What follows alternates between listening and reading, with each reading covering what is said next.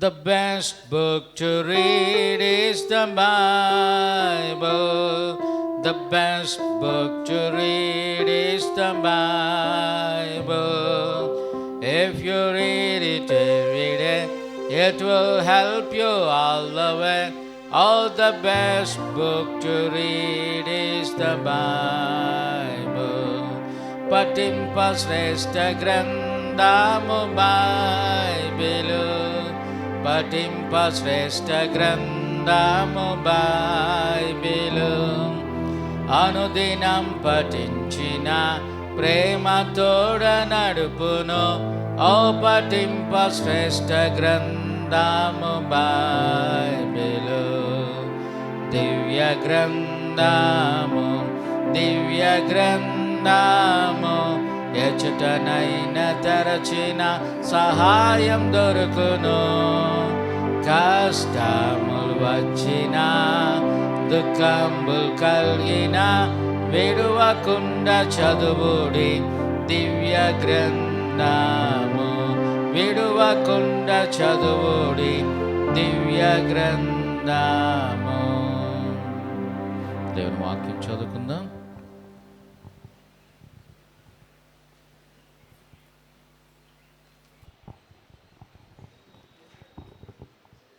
కీర్తనల భాగము 147వ కీర్తన మొదటి నుంచి చివరి వరకు ఉత్తర ప్రచుత్రాలుగా చదువుకుందాము. 147వ కీర్తన మొదటి నుంచి చివరి వరకు ఉత్తర ప్రచుత్రాలుగా చదువుకుందాం. యెహోవాను స్తుతించుడి, మన దేవునికి స్తోత్రగానము చేయుట మంచిది, అది మనోహరము, స్తోత్రము చేయుట ఒప్పిదము.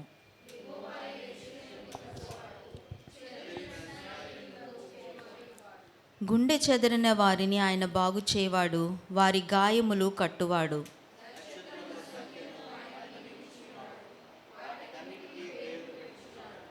మన ప్రభువు గొప్పవాడు, ఆయన అధిక శక్తి గలవాడు, ఆయన జ్ఞానమునకు మితి లేదు.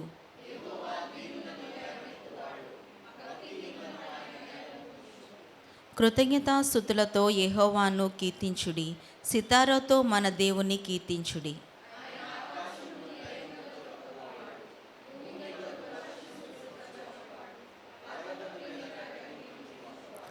పశువులకును అరుచుచుండు పిల్ల కాకులకును ఆయన ఆహారం ఇచ్చువాడు.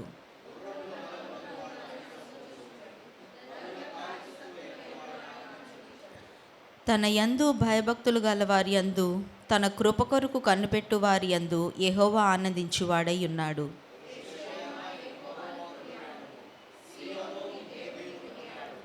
ఆయన నీ గుమ్మముల గడియలు బలపరిచి ఉన్నాడు, నీ మధ్యను నీ పిల్లలను ఆశీర్వదించున్నాడు.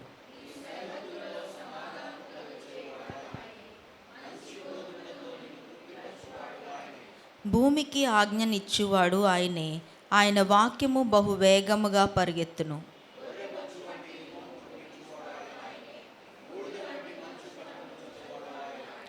ముక్క ముక్కలుగా వడగండ్లు విసరువాడు ఆయనే, ఆయన పుట్టించు చలికి ఎవరు నిలువగలరు?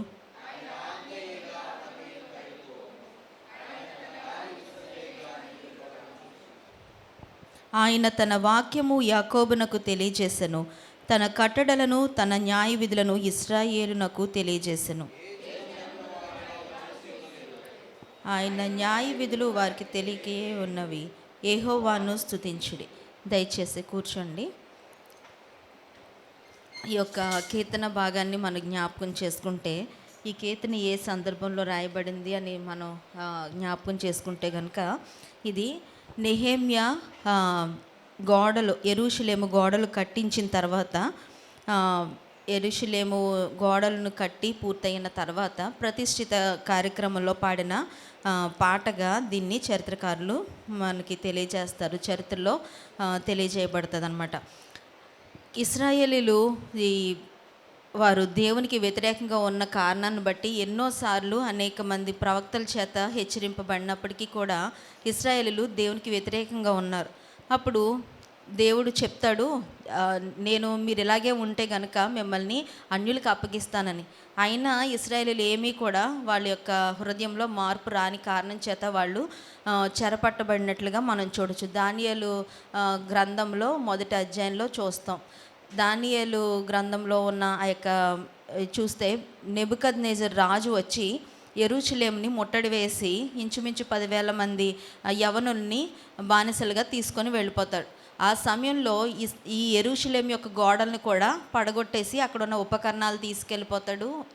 గోడలకున్న ఆ యొక్క బంగారపు తాపడాన్ని సొలొమోను కట్టించిన ఆ యొక్క మందిరం చేసినప్పుడు బంగారపు తాపడం చేస్తారు. అదంతా కూడా వాళ్ళు చెరగా తీసుకొని పోయిన సమయంలో బంగారాన్ని కూడా నెబుకద్నెజర్ రాజు తీసుకెళ్ళినట్లుగా మనం చూడొచ్చు దానియేలు గ్రంథంలో. ఆ తర్వాత ఇంచుమించు 70 సంవత్సరాల తర్వాత దానియేలు ప్రార్థన చేసిన తర్వాత మళ్ళీ దేవుడు ఇశ్రాయేలుని వెనక్కి తీసుకొచ్చాడు.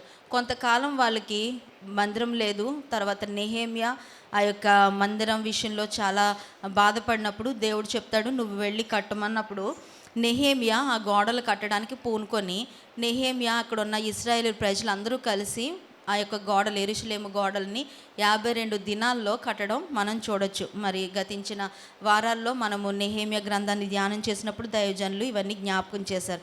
అయితే ఇవన్నీ కట్టిన తర్వాత ప్రతిష్ఠిత కార్యక్రమం రోజుని ఎజ్రా నించొని ఆ యొక్క నీటి గుమ్మము ఎదుట అక్కడ నించొని ఎజ్రా ధర్మశాస్త్ర గ్రంథాన్ని వివరించినప్పుడు అక్కడున్న ప్రజలందరూ కూడా ఆ యొక్క ధర్మశాస్త్ర గ్రంథాన్ని విన్న తర్వాత అప్పటి వరకు వాళ్ళకి ధర్మశాస్త్ర గ్రంథం చేతుల్లో లేదు, వాళ్ళకి అందుబాటులో లేదు. చాలా సంవత్సరాలు అయింది వాళ్ళు ఆ యొక్క వాక్యాలు విని, దేవుని మాటలు విని, దేవుని యొక్క గ్రంథాన్ని వాళ్ళు విని చాలా సంవత్సరాలైంది.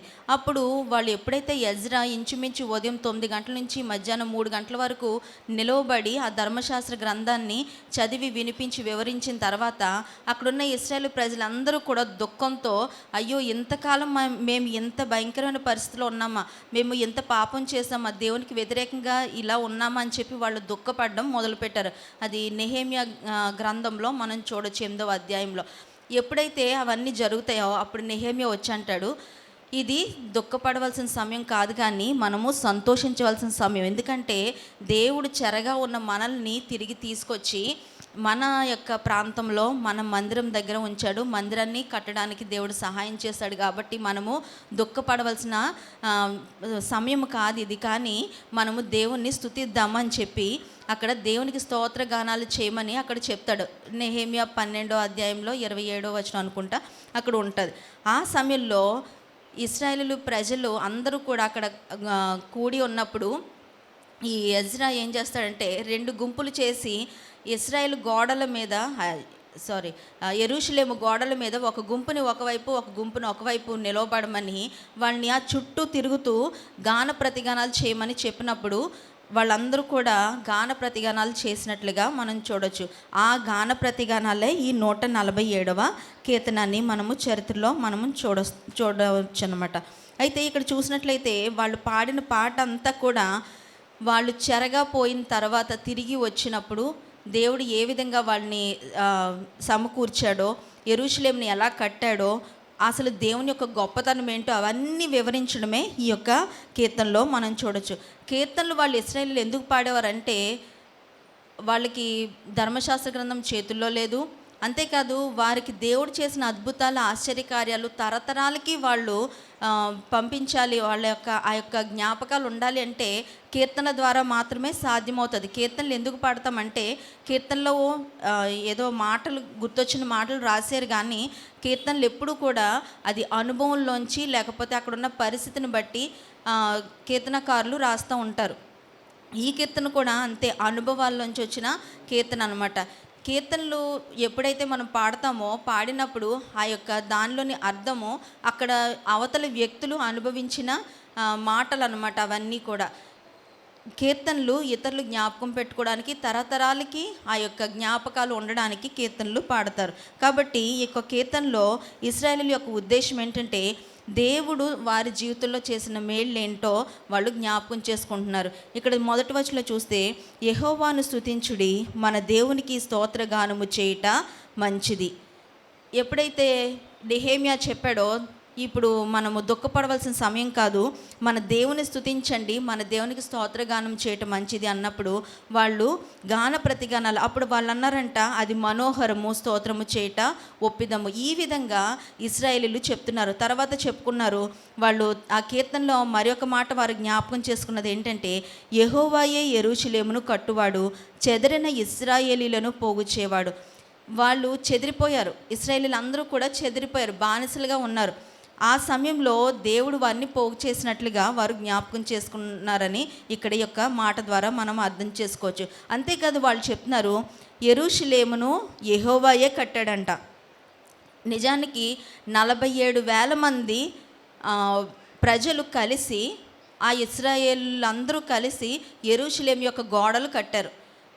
కానీ వాళ్ళు మా సామర్థ్యాన్ని బట్టి 52 రోజుల్లో కట్టాము, మా సామర్థ్యాన్ని ఇంతమంది జనం కలిసి మేము చాలా జ్ఞానయుక్తంగా కట్టామని వాళ్ళు అంటలేదు. కానీ కష్టపడి కట్టిన ప్రజలు ఎంతమంది అంటే 47,000 మంది ప్రజలు 52 రోజుల్లో దాన్ని కంప్లీట్ చేశారు. కానీ వాళ్ళు చెప్తున్న మాట ఏంటంటే, యెహోవాయే యెరూషలేమును కట్టువాడు. నిజానికి వాళ్ళ సామర్థ్యము లేకపోతే వాళ్ళ యొక్క శక్తిని బట్టి వాళ్ళు కట్టలేదని వారు జ్ఞాపకం చేసుకుంటూ ఆ యొక్క క్రెడిట్ అంతా కూడా దేవునికి ఆపాదిస్తున్నట్లుగా మనం చూడొచ్చు. అంతేకాదు ఇక్కడ 3వ వచనంలో చూస్తే, గుండె చెదిరిన వారిని ఆయన బాగు చేయవాడు, వారి గాయములు కట్టువాడు. నిజానికి వాళ్ళు గుండె చెదిరిన పరిస్థితిలో ఉన్నారు. ఆ యొక్క వాక్యాలు, ధర్మశాస్త్ర గ్రంథము ఎప్పుడైతే ఎజ్రా వినిపించాడో వాళ్ళ హృదయాలన్నీ కూడా కలవరం అయిపోయినాయి.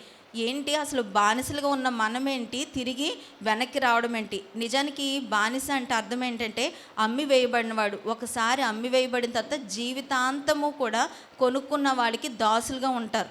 కానీ వాళ్ళు విడిపించబడి దాస్యత్వంలోంచి తిరిగి మళ్ళీ వచ్చి వాళ్ళ సొంత ఊర్లో వాళ్ళు స్వాస్యాన్ని అనుభవిస్తున్నారంటే నిజానికి వాళ్ళు దేవుని గొప్పతనాన్ని ఆయన జ్ఞాపకం చేసుకుంటున్నారని మన ఇక్కడ కీర్తనకారుడు తెలియజేస్తున్నాడు. అంతేకాదు వాళ్ళు దేవుని యొక్క ఔన్నత్యాన్ని జ్ఞాపకం చేసుకుంటూ చెప్తున్నారు, నక్షత్రముల సంఖ్యను ఆయన నియమించి ఉన్నాడు, వాటికన్నిటికీ పేర్లు పెట్టి ఉన్నాడు.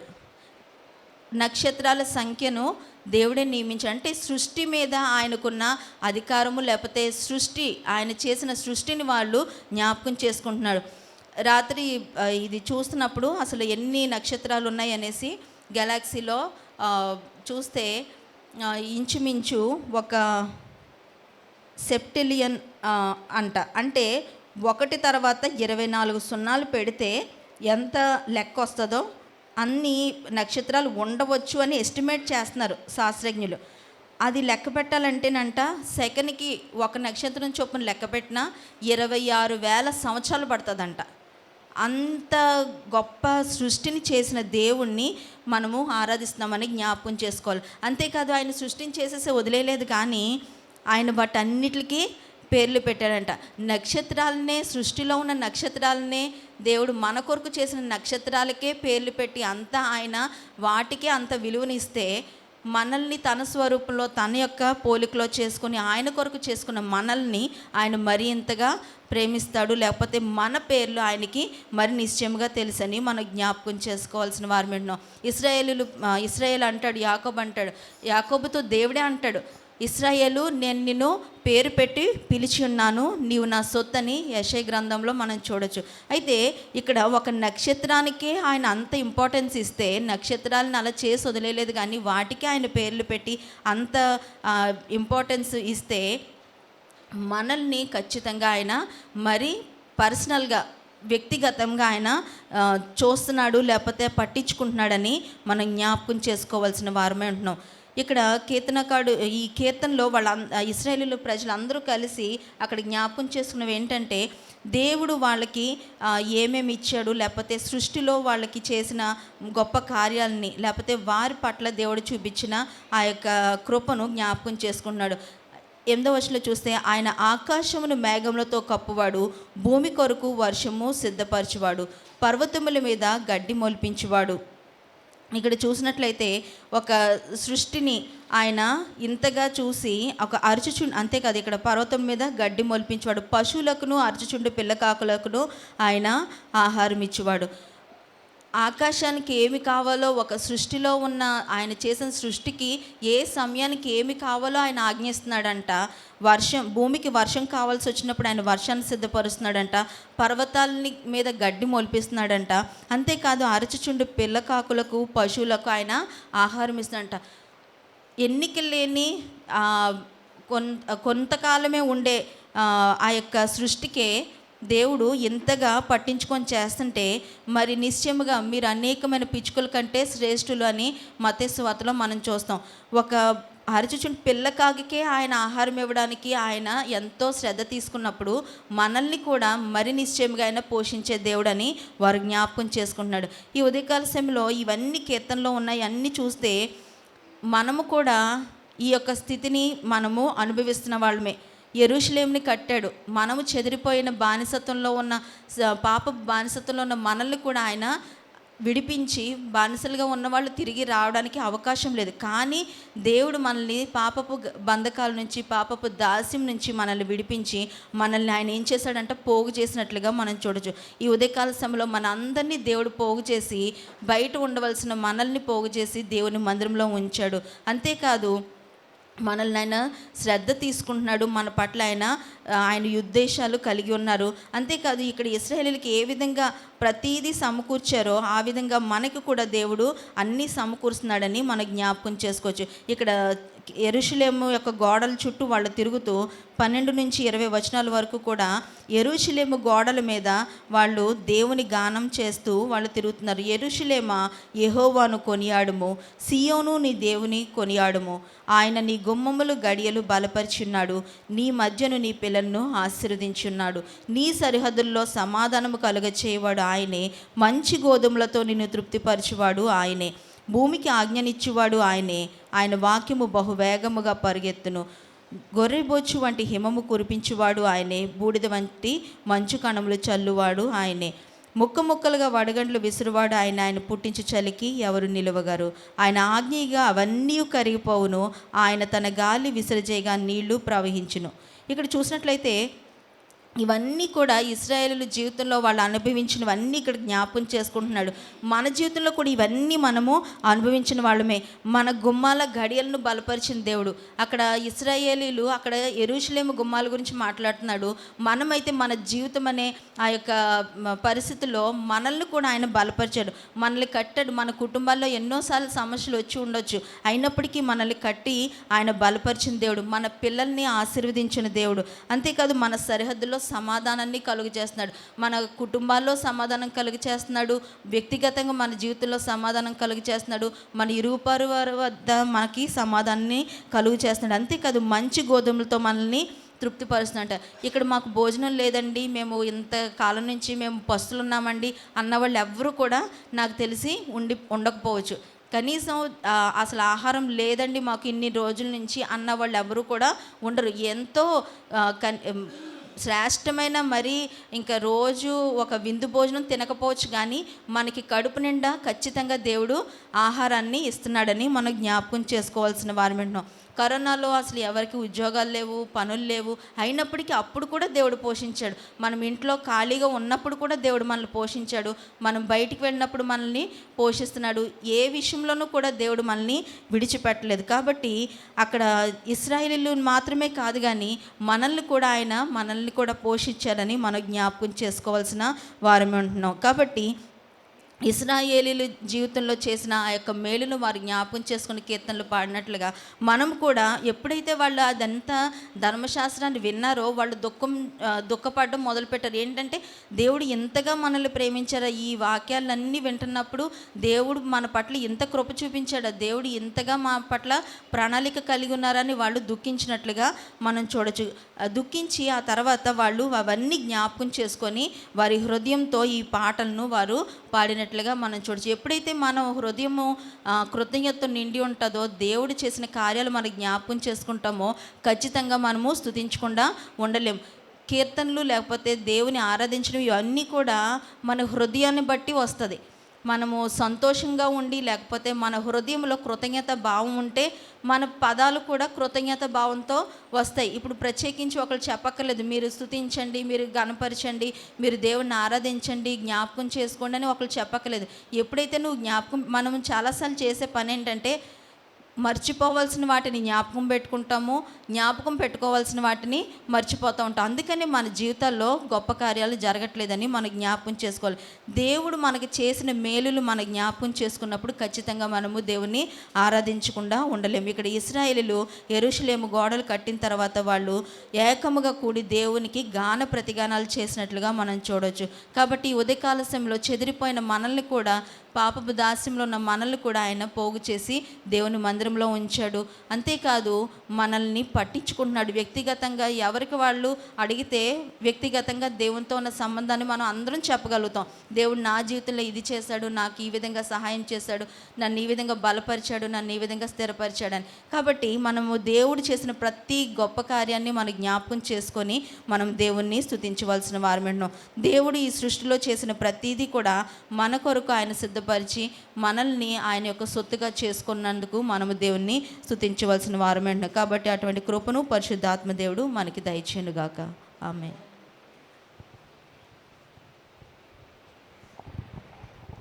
Praise the Lord. దేవునికి మహిమ కలుగునుగాక. హల్లెలూయా. ఎంత గొప్ప దేవుణ్ణి మనం ఆరాధిస్తున్నామో కీర్తన భాగంలో నుంచి మనం విన్నాం. కాబట్టి మన హృదయపూర్వకమైనటువంటి కృతజ్ఞతాస్తుతులను మనం దేవునికి సమర్పిస్తూ మనం ఆయన ఆరాధిద్దాం. మనం అందరూ లేచి నిలబడి కొద్ది నిమిషాలు దేవుని నామాన్ని మనం మహిమపరుద్దాం.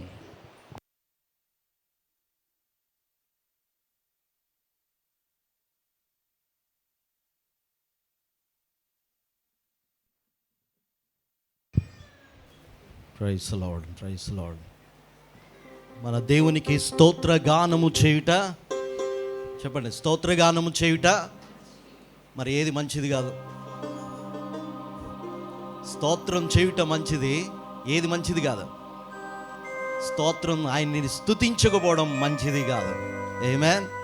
దేవుడు, మన దేవుడు మంచివాడు. ఆయన మన జీవితంలో తన మంచిని, తన కృపను నిరంతరము మనపై చూపిస్తున్నాడు. కాబట్టి ఆయనని స్తుతించడం మంచిది. అది ఒప్పిదము, అది మనోహరం అని కీర్తనకారుడు చెప్పిన రీతిగా మన దేవునికి మనం శ్రేష్టమైన బలి, ఆయనకి ప్లీజింగ్గా, ఆయన్ని ఘనపరిచేదిగా ఏది మనం ఇవ్వగలమో అది ఆయనకి అర్పిద్దాం. అదేమదంటే, అయ్యా నువ్వు బలిని కోరువాడు కావు, కోరిన ఎళ్ళ నేను అర్పిస్తాను, నీకెన్ని దహన బల్ల డబ్బులా ఏం కావాలో ఇస్తాను, కానీ నీకు అది ఇష్టం లేదు, నీకు కావాల్సిందల్లా నా నుంచి వచ్చే స్తోత్ర బలి. స్తోత్ర బలి ఆయనకి ఇష్టమైంది కనుక ఈ శుభవేళలో మన దేవుని హృదయమంతటితో స్తుతిస్తూ మన ఆయన నామాన్ని కనపరుద్దాం. శుభవేళ స్తోత్ర బలి. తండ్రి దేవా నీకేనయ్యా, ఎల్ షడాయిగా నీ శక్తివంతమైన కార్యాలు మాడలా జరిగిస్తున్నావు. ఎల్ రోయిగా మమ్మను చూసుకుంటున్నావయ్యా. అనునిత్యము నీ అరచేతిలో చెక్కుకుని మమ్మను భద్రం చేసుకుంటున్నావు. నీ గొప్ప కార్యాల చేత మమ్మను తృప్తిపరుస్తున్నావు అని ప్రభుకి స్తుతులు చెల్లిద్దాం. Thank you Lord, thank you Jesus. Amen.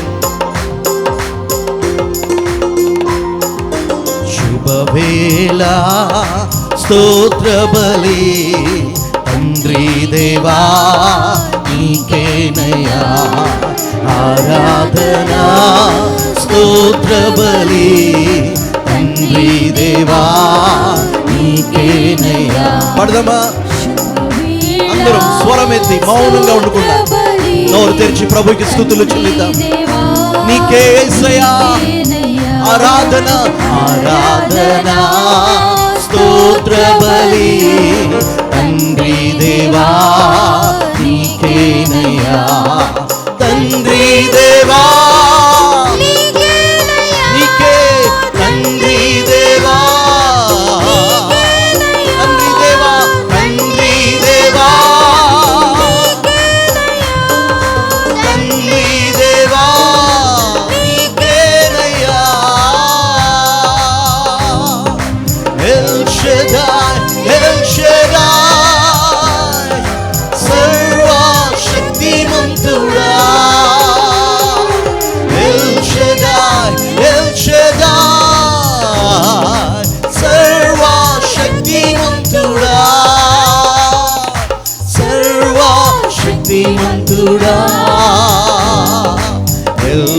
Shaddai, El Shaddai,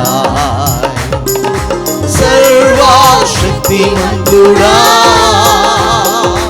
El Shaddai, El Shaddai, శుభవేళ స్తోత్ర బలి. తండ్రి దేవా నీకేనయా ఆరాధన స్తోత్ర బలి నీకే యేసయ్యా.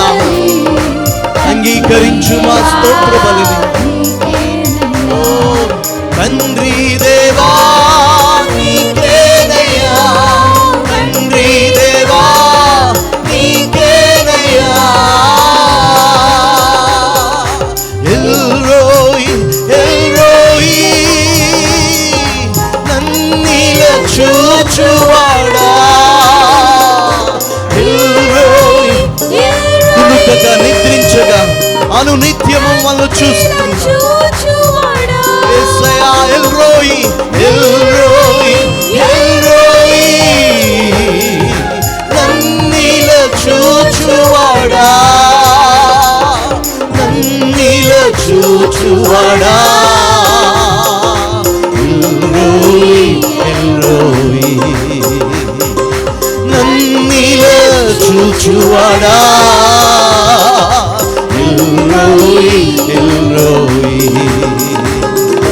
శుభవేళ స్తోత్ర బలి తండ్రి దేవా నీకేనయ్యా ఆరాధన స్తోత్ర బలి తండ్రి దేవా నీకేనయ్యా. తండ్రి దేవా తండ్రి దేవా యెహోవా షమ్మా మాతో ఉన్నవాడా, ఓ యెహోవా షమ్మా మాతో ఉన్నవాడా, మాతో ఉన్నవాడా. యెహోవా షమ్మా, యెహోవా షమ్మా మాతో ఉన్నవాడా, యెహోవా షమ్మా. శుభవేళ స్తోత్ర బలి తండ్రి దేవా ఆరాధన స్తోత్ర బలి తండ్రి దేవా నీకేనయ్యా. తండ్రి దేవా నీకేనయ్యా, తండ్రి దేవా నీకేనయ్యా.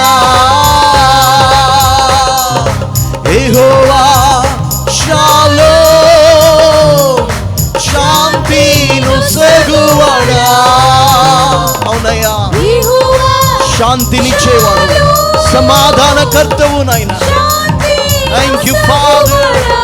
యెహోవా షాలోమ్, యెహోవా షాలోమ్ శాంతిను సగువాడా, శాంతిను సగువాడా. యెహోవా షాలోమ్ శాంతినిచ్చు దైవమా, సమాధానకర్త. యెహోవా షాలోమ్ షాలోమ్.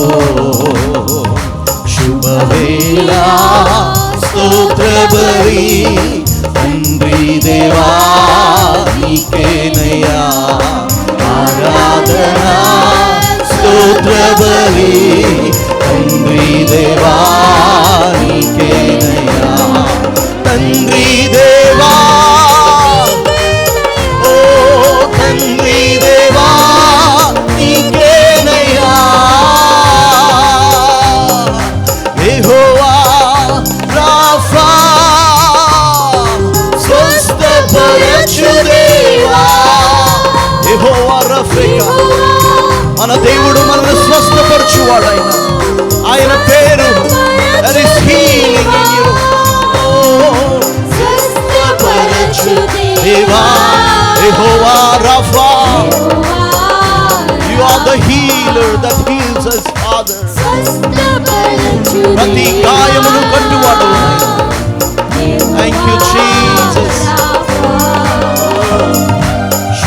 వేళ స్తోత్ర బలి తండ్రి దేవా నీకేనయ్యా ఆరాధన స్తోత్ర బలి తండ్రి దేవా నీకేనయ్యా తండ్రి దేవా పాడదాం పాడదాం స్వరమెత్తి మౌనంగా ఉండకూడదు తండ్రి దేవా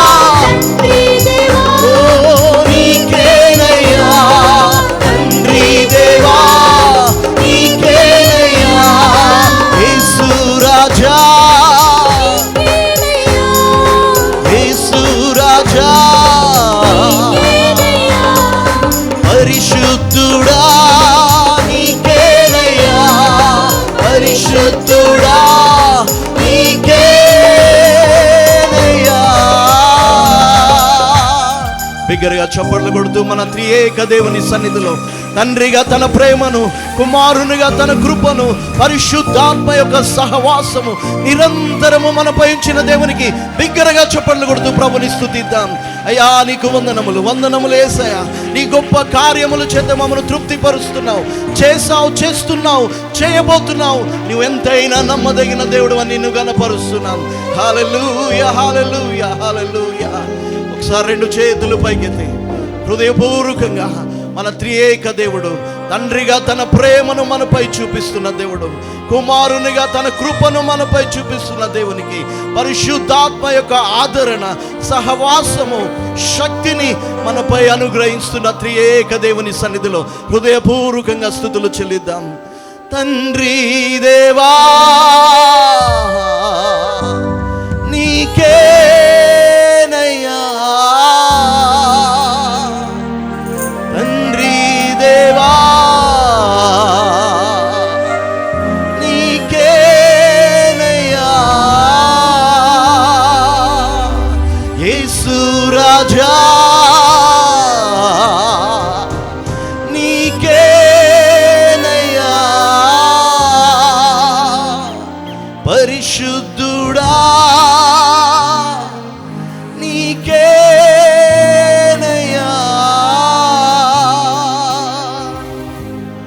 thank you Lord, thank you Jesus. యేసయ్యా నీకు వందనాలు.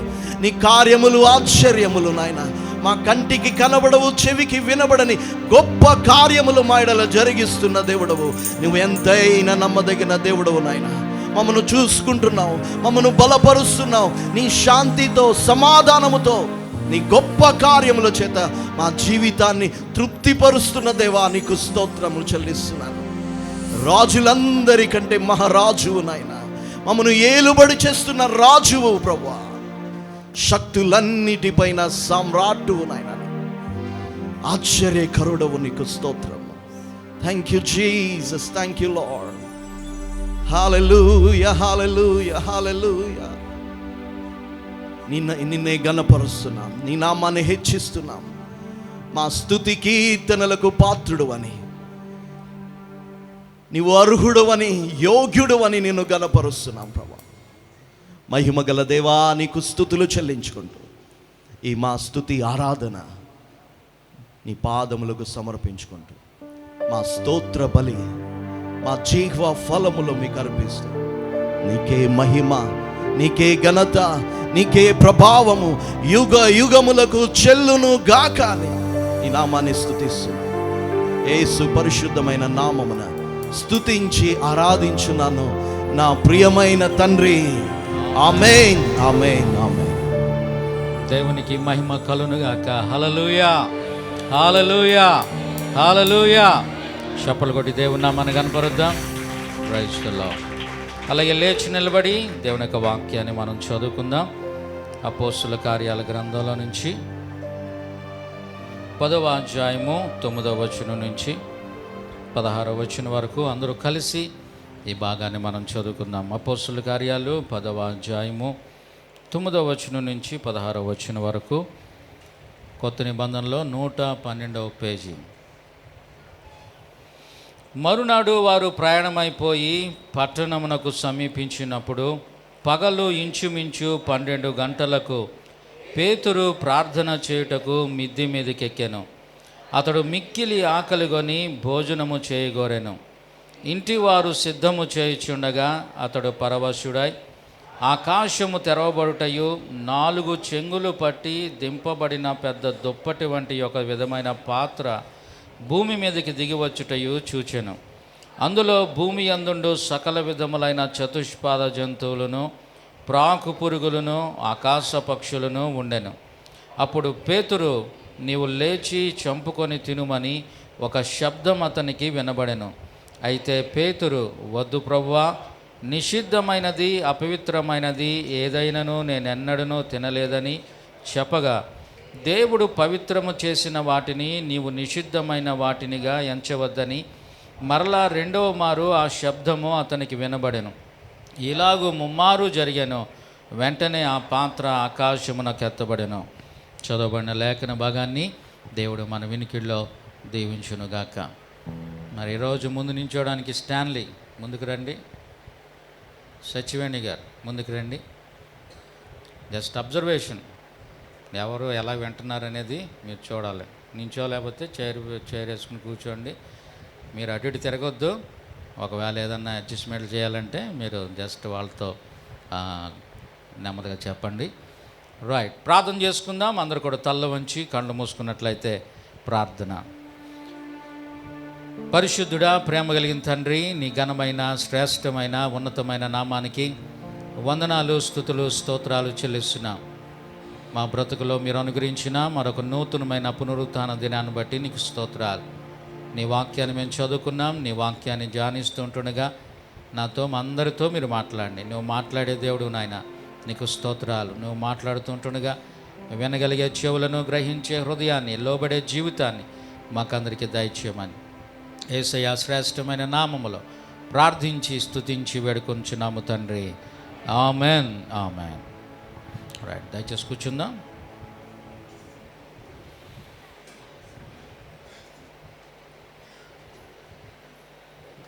అక్కడ వాళ్ళు చూడడానికి పెట్టాం. ఇక్కడ అందరూ కరెక్ట్గా ఉన్నారా లేదా, సరిగ్గా వింటున్నారా లేదా చూడాలి. రైట్, అందరు లైన్లో కూర్చున్నారా లేదా చూసుకుంటూ ఉండాలి. ఒక్కో వారం ఒక్కొక్కరికి ఉంటుంది ఇది. వాళ్ళ వరకు వస్తేనే కానీ విషయం తెలీదు. కాబట్టి నేను ఎన్ని బాధలు పడుతున్నానో మీరు కూడా తెలుసుకోవాలి కదా.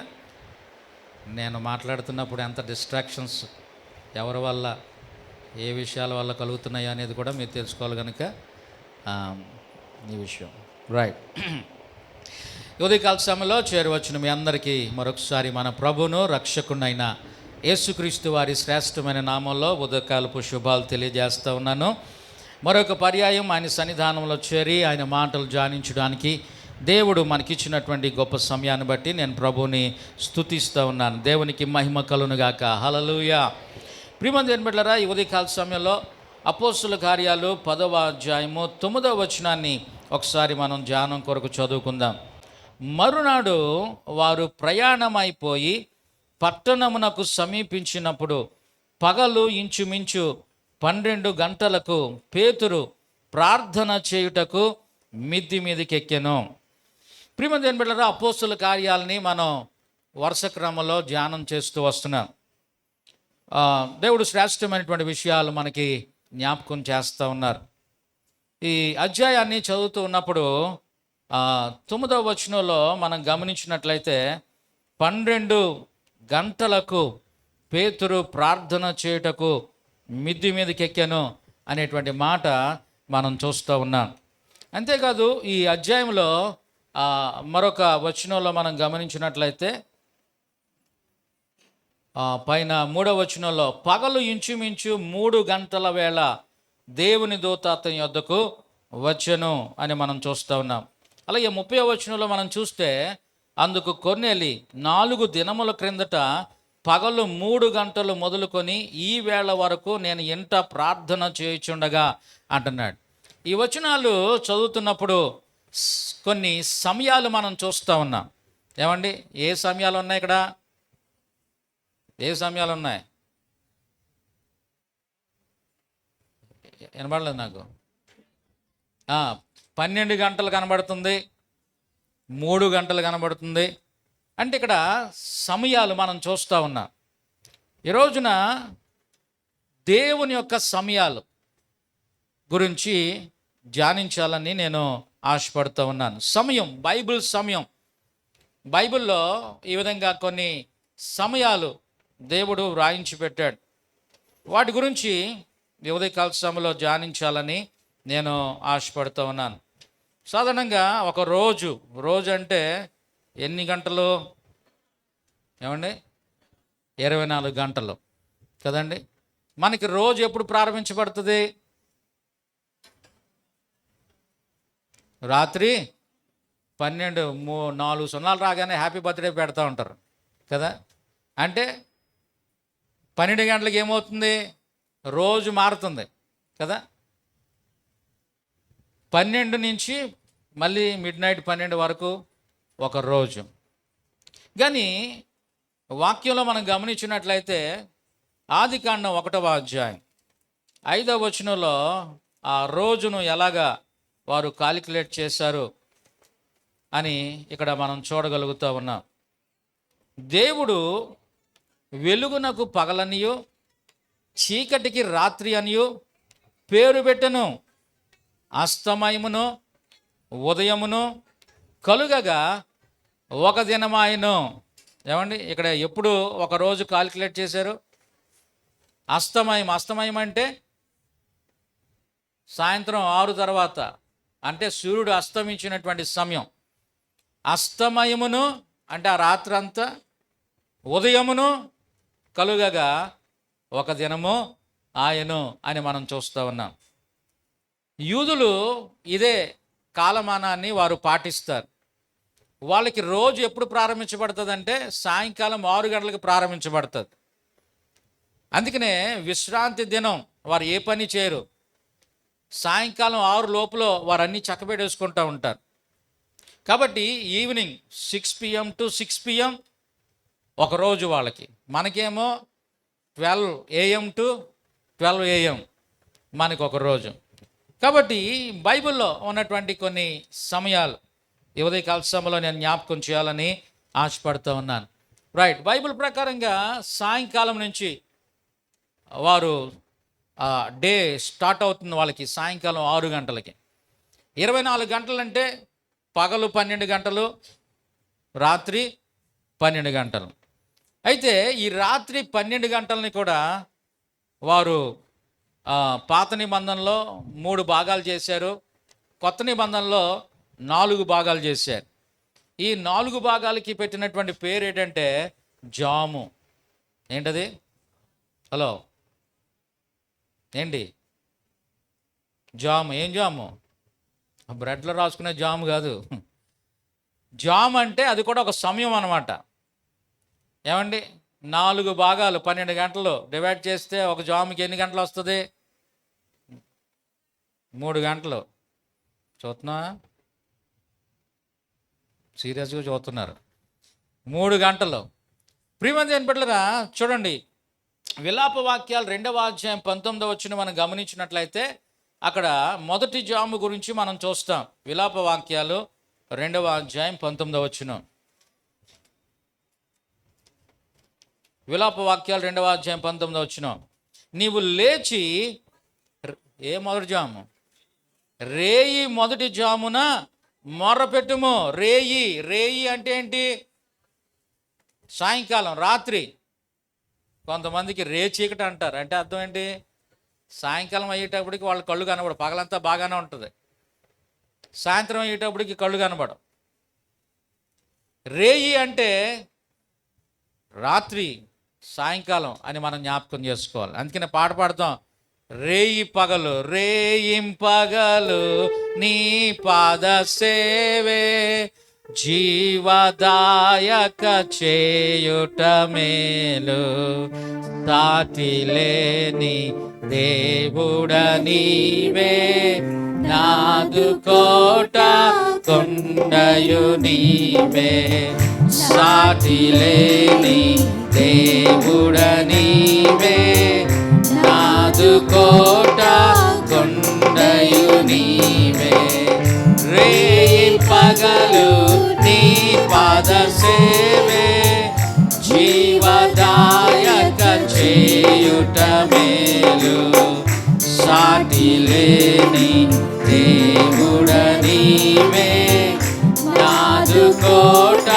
కొండయు నీవే. దేవునికి స్తోత్రం కలుగును గాక. హల్లెలూయా. రేయి మొదటి జామున ఏం చేయమంటున్నాడు ఇక్కడ? మొర పెట్టాలంట. అంటే రాత్రిలో మొదటి జాము సాయంకాలం 6 నుంచి ఎన్ని గంటల వరకు? 9 గంటల వరకు. 3 గంటలు కదా, 3 గంటలు. రాత్రి నుంచి 9 గంటల లోపల ఏం చేయాలంట? పసిపిల్లల కొరకు ప్రార్థన చేయాలి. ఫ్యామిలీ ప్రేయర్ చేసుకునేటువంటి టైం, ఒంటరిగా ప్రార్థన చేసుకునేటువంటి టైం. సాధారణంగా ఆ టైం చాలా బిజీగా ఉంటుంది మనకి. సాయంత్రం 6 గంటల నుంచి ఏమంటే నీళ్లు పట్టుకోవడం, లేకపోతే పాత్రలు శుభ్రపరచుకోవడం, లేకపోతే ఏమండి అన్నం సిద్ధపరచడం, చాలా బిజీ షెడ్యూల్. కానీ దేవుని యొక్క వాక్యం చెప్తుంది, నీవు లేచి ఆ పనిపాట్లో నుంచి నువ్వు లేచి ఆ రేయి మొదటి జామున నువ్వేం చేయాలి? మొర పెట్టాలి. ఎలా మొర పెట్టాలంట? నీళ్లు కుమ్మరించినట్లు ప్రభు సన్నిధిని నీ హృదయమును కుమ్మరించుము. దేవుని సన్నిధిలో కన్నీటితో నీవు ప్రార్థించాలి. తల్లిదండ్రుల బిడ్డల కొరకు ప్రార్థించాలి, కుటుంబము ప్రార్థించాలి. కాబట్టి ప్రియమంది ఏం బిడ్డలారా, ఆ విధంగా ప్రార్థించినప్పుడు దేవుడు మన కుటుంబాలని ఆశీర్వదిస్తాడని మనం జ్ఞాపకం చేసుకోవాల్సిన వారు ఉంటున్నాం. ప్రియమంది ఏం బిడ్డలారా, న్యాయాధిపతుల గ్రంథం 7వ అధ్యాయం 19వ వచనంలో మరొక జాము గురించి అక్కడ మనం చూస్తూ ఉంటాం. న్యాయాధిపతులు 7వ అధ్యాయం 19వ వచనం. అట్లు నడిజాము మొదటి కావలి వారు ఉంచబడగానే గిద్యోనును అతనితోనున్న 100 మందియు దండు పాళ్యము కొట్టుకొనకు పోయి బోర్లను ఊది తమ చేతులలో ఉన్న కుండలను పగలగొట్టిరి. ఇదే జాము అంట? నడిజాము అని వ్రాయబడింది. అలాగే నిర్గమాకాండం 14వ అధ్యాయం 24వ వచనాన్ని మనం చూద్దాం. నిర్గమాకాండము 14వ అధ్యాయము 24వ వచనం. అయితే వేకువ జామున యెహోవా ఆ అగ్నిమయమైన మేఘస్తంభము నుండి ఐగుప్తీల దండు వైపు చూచి ఐగుప్తీల దండును కలవరపరిచి వారి రథచక్రములు ఊడిపడినట్లు చేయగా వారు బహు కష్టపడి తోలుచుండిరి అని మనం చూస్తూ ఉన్నాం. ఇదే జాము అంట? వేకువ జాము అని మనం చూస్తూ ఉన్నాం. ప్రియమంది ఏం బిడ్డలారా, ఈ 3 జాముల గురించి పాత నిబంధనలో మనకు కనిపిస్తుంది. రేయి మొదటి జాము, నడి జాము, వేకువ జాము. అయితే కొత్త నిబంధనలో మనం గమనించినప్పుడు మత్తయి సువార్త 14వ అధ్యాయం 25వ వచనాన్ని మనం చదువుకుందాం. మత్తయి సువార్త 14వ అధ్యాయము 25వ వచనం. రాత్రి 4వ జామున ఆయన సముద్రము మీద నడుచుచు వారి యొద్దకు వచ్చాను. ఏమండి, ఈ 3 జాములే కాదు, ఇక్కడ రాత్రి 4వ జాము అని వ్రాయబడింది. కాబట్టి రాత్రిని 4 జాములుగా మనము విభజించవచ్చు. మొదటి జాము 6 గంటల నుంచి 9 గంటల వరకు. రెండవ జాము 9 గంటల నుంచి 12 గంటల వరకు. మూడవ జాము 12 గంటల నుంచి 3 గంటల వరకు. 4వ జాము 3 గంటల నుంచి 6 గంటల వరకు. కాబట్టి ప్రియమంది ఏం బిడ్డలారా, ఈ 4వ జాము వేకువ జాము అని మనం చెప్పుకోవచ్చు కదండి. అందుకనే స్త్రీలు కూడా వేకువనే లేచి తెల్లవారుజామున ఏమండి వారు యేసు ప్రభు వారి యొక్క సమాధిని దర్శించడానికి వెళ్ళినట్లుగా మనము చూడగలుగుతూ ఉన్నాం. కాబట్టి రాత్రి ఈ 4 జాముల గురించినటువంటి విషయాలు దేవుని యొక్క వాక్యంలో మనము చూడగలుగుతూ ఉన్నాం. ఇక పగలు గురించి మనం ఆలోచన చేస్తే పగలు ఎన్ని గంటలు ఉన్నాయి? ఏమండి, యోహాను సువార్త 11వ అధ్యాయము 9వ వచనంలో ఒక మాట మనం చూడగలుగుతాం. యోహాను సువార్త 11వ అధ్యాయము 9వ వచనం. అందుకు యేసు, పగలు 12 గంటలున్నవి కదా, ఒకడు పగటి వేళ నడిచిన ఎడల ఈ లోకపు వెలుగును చూచును గనుక తొట్రుపడడు. అయితే రాత్రి వేళ ఒకడు నడిచిన ఎడల వాని యందు వెలుగు లేదు గనుక వాడు తొట్రుపడునని చెప్పాను. ప్రియమంది ఏం బిడ్డలారా, పగలు ఎన్ని గంటలు ఉన్నాయి? 12 గంటలు. ఏమండి, ఇది బైబిల్ సమయం ప్రకారంగా మనం ఆలోచన చేస్తూ ఉన్నాం. రాత్రి 6 నుంచి ఏమండి ఉదయం 6 వరకు అది రాత్రి కాలం అనుకుంటే, ఉదయం 6 గంటల నుంచి సాయంత్రం 6 గంటల వరకు అది పగటి సమయంగా మనం జ్ఞాపకం చేసుకోవచ్చు. అస్తమయమును ఉదయమును కలుగగా ఒక దినమాయను అని మనం చూస్తూ ఉన్నాం. కాబట్టి పగలు 12 గంటలు. ఏమండి, పగటి సమయాన్ని కూడా చూడండి, ఈ టైం కాలిక్యులేషన్లో 2 రకాలుగా కాలిక్యులేట్ చేస్తూ ఉంటారు, లేకపోతే పిలుస్తూ ఉంటారు. ఏమండి, ఒకటి 12 గంటలు, ఏమండి 12 గంటలు ఏఎం పిఎం అంటారు. రెండవది 24 గంటల ఫార్మేట్ కదా. సాధారణంగా రైల్వే వాళ్ళు 24 గంటలని వారు పాటిస్తూ ఉంటారు. కొన్నిసార్లు మనం ట్రైన్ బుక్ చేసుకునేటప్పుడు ఏమండి ఈ అర్ధరాత్రి ప్రయాణం చేసేవాళ్ళు జాగ్రత్తగా చూసుకోవాలి టైం. ఎందుకంటే మనకి అర్ధరాత్రి 1 గంట అనుకుంటే మనకి ఇంకా రోజు మారదు, పగల ఇంకా అవ్వలేదు కదా, వేరే రోజులోకి రాలేదు కదా అని ముందు రోజుతో మనం టికెట్ బుక్ చేసుకుంటే ఆ ముందు రోజు వెళ్తే ఏమండి అది మనకి టికెట్ కన్ఫర్మ్ అయినట్టు కాదు.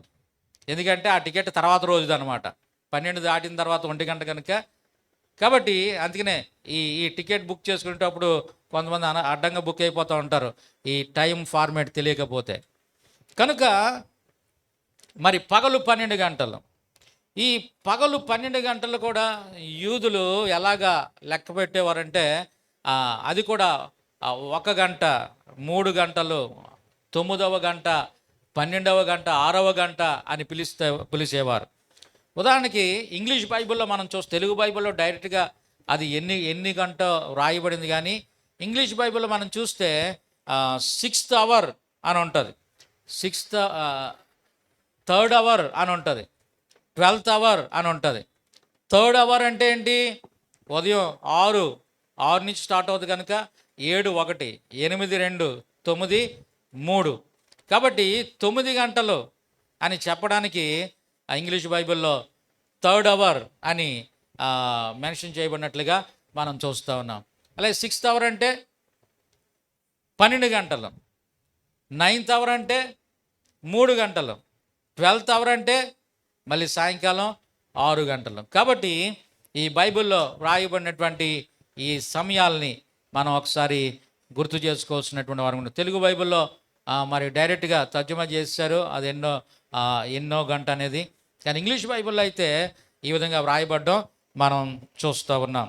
ప్రియమంది వినబడ్లరా, మరి ఉదయకాలము జరిగేటువంటి ఈ సమయాలు మనం గమనించినట్లయితే ఉదయం 6 గంటల నుంచి సాయంత్రం 6 గంటల వరకు కొన్ని కార్యాలు బైబిల్లో మనం చూస్తూ ఉంటాం. ఏమండి, పగలే వెలుగున్నప్పుడే మనం పని చేసుకోవాలి. పని చేసుకోవడం అనే సమయం ఏంటి? పగటి సమయం. కొంతమంది పగలంతా నిద్రపోతారు, రాత్రులు ఏమండి ఈ సాఫ్ట్వేర్ కంపెనీలో ఈ నైట్ షిఫ్ట్లు మనం చూస్తూ ఉంటాం కదండి. పడుకునే సమయం ఉంది, పని చేసుకునేటువంటి సమయం ఉంది. ఏ సమయంలో చేయవలసింది ఆ సమయంలో చేయాలి. ఈ రోజున అంతా రివర్స్ అయిపోయింది, అందుకనే ఆరోగ్యాలు కూడా రివర్స్ అయిపోతున్నాయి. కాబట్టి మనం దేవుడు మన బాడీని ఒక టైమింగ్లో పెట్టాడు. ఏమండి, దేవుడు సమయాన్ని పాటించేటువంటి దేవుడు, సమయాన్ని సృజించినటువంటి దేవుడు. ఆయనకు ఒక సమయం ఉంది, ఒక టైమింగ్లో మన బాడీని ఆయన పెట్టాడు. మన గుండె కూడా ఏమంటే ఒక టైమింగ్లో అది కొట్టుకోడేటట్టుగా దేవుడు చేశాడు. అది ఏమాత్రం స్లో అయినా కష్టమే, ఏమాత్రం స్పీడ్ అయినా కష్టమే. అది నియమించబడినటువంటి టైంలో అది కొట్టుకుంటూ ఉండాలి. ఏమంటే నిమిషానికి బాబు ఇక్కడ మెడికల్ నిమిషానికి గుండె ఎన్నిసార్లు కొట్టుకోవాలి? 72 సార్లు కొట్టుకోవాలంట. కాబట్టి అలా కొట్టుకుంటేనే, ఒకవేళ కొంచెం 100 కొట్టేసింది అనుకోండి, ఏమండి బైక్ మీద 100 స్పీడ్లు వెళ్తే ఎంత ప్రమాదమో, మన గుండె 100 స్పీడ్లో కొట్టుకున్నా అంతే ప్రమాదం. ఒకవేళ స్లో అయినా అది ప్రమాదం. కాబట్టి టైమింగ్, మన దేవుడు టైమింగ్లో ఉండేటువంటి దేవుడు. ఆయన సమయానికి ముందు ఏం చేయడు, సమయానికి వెనకాల కూడా ఆయన ఏమీ చేయడు. ఆన్ టైంలో ఆయన చేస్తాడు. దేవునికి స్తోత్రం కలుగును గాక. ఒకసారి ఆ కానా వివాహ విందులో ద్రాక్షారసం అయిపోతే ఏమండి శిష్యులు వచ్చి మరియమ్మ గారికి చెప్తారు, అక్కడ ఉన్న పనివారు. మరియమ్మ గారు వచ్చి యేసుప్రభుతో చెప్తే యేసుప్రభు ఒక మాట అంటారు, నా సమయం ఇంకా రాలేదు అంటాడు. అయితే ఆయన సమయం వచ్చింది, ఏం చేశాడు ఆయన? నీటిని ద్రాక్షారసంగా మార్చేశాడు. ఆ నీటికి రంగు లేదు, ఆ నీటికి రుచి లేదు, ఆ నీటికి ఏ విధమైనటువంటి వాసన లేదు. కానీ రంగు రుచి వాసన లేనటువంటి ఆ నీటికి రంగు ఇచ్చాడు, రుచినిచ్చాడు, చక్కని కమ్మని వాసన కూడా ఇచ్చినట్లుగా మనం చూస్తూ ఉన్నాం. కాబట్టి దేవుడు ఎప్పుడు కూడా ఆన్ టైం. మరి దేవుని పిల్లలు కూడా ఎలా ఉండాలి? ఆన్ టైంలోనే ఉండాలి. కాబట్టి ప్రియమైన దేవుని బిడ్డలారా, దేవుడు సమయాన్ని పాలించే దేవుడు అని మనం జ్ఞాపకం చేసుకోవాలి. యేసు ప్రభువు ఈ భూమి మీదకి రావడానికి కూడా ఆయన సమయాన్ని పాటించాడు. అందుకని గలతీలకు రాసినటువంటి పత్రికలో మనం చూస్తాం, ఏముంటుంది?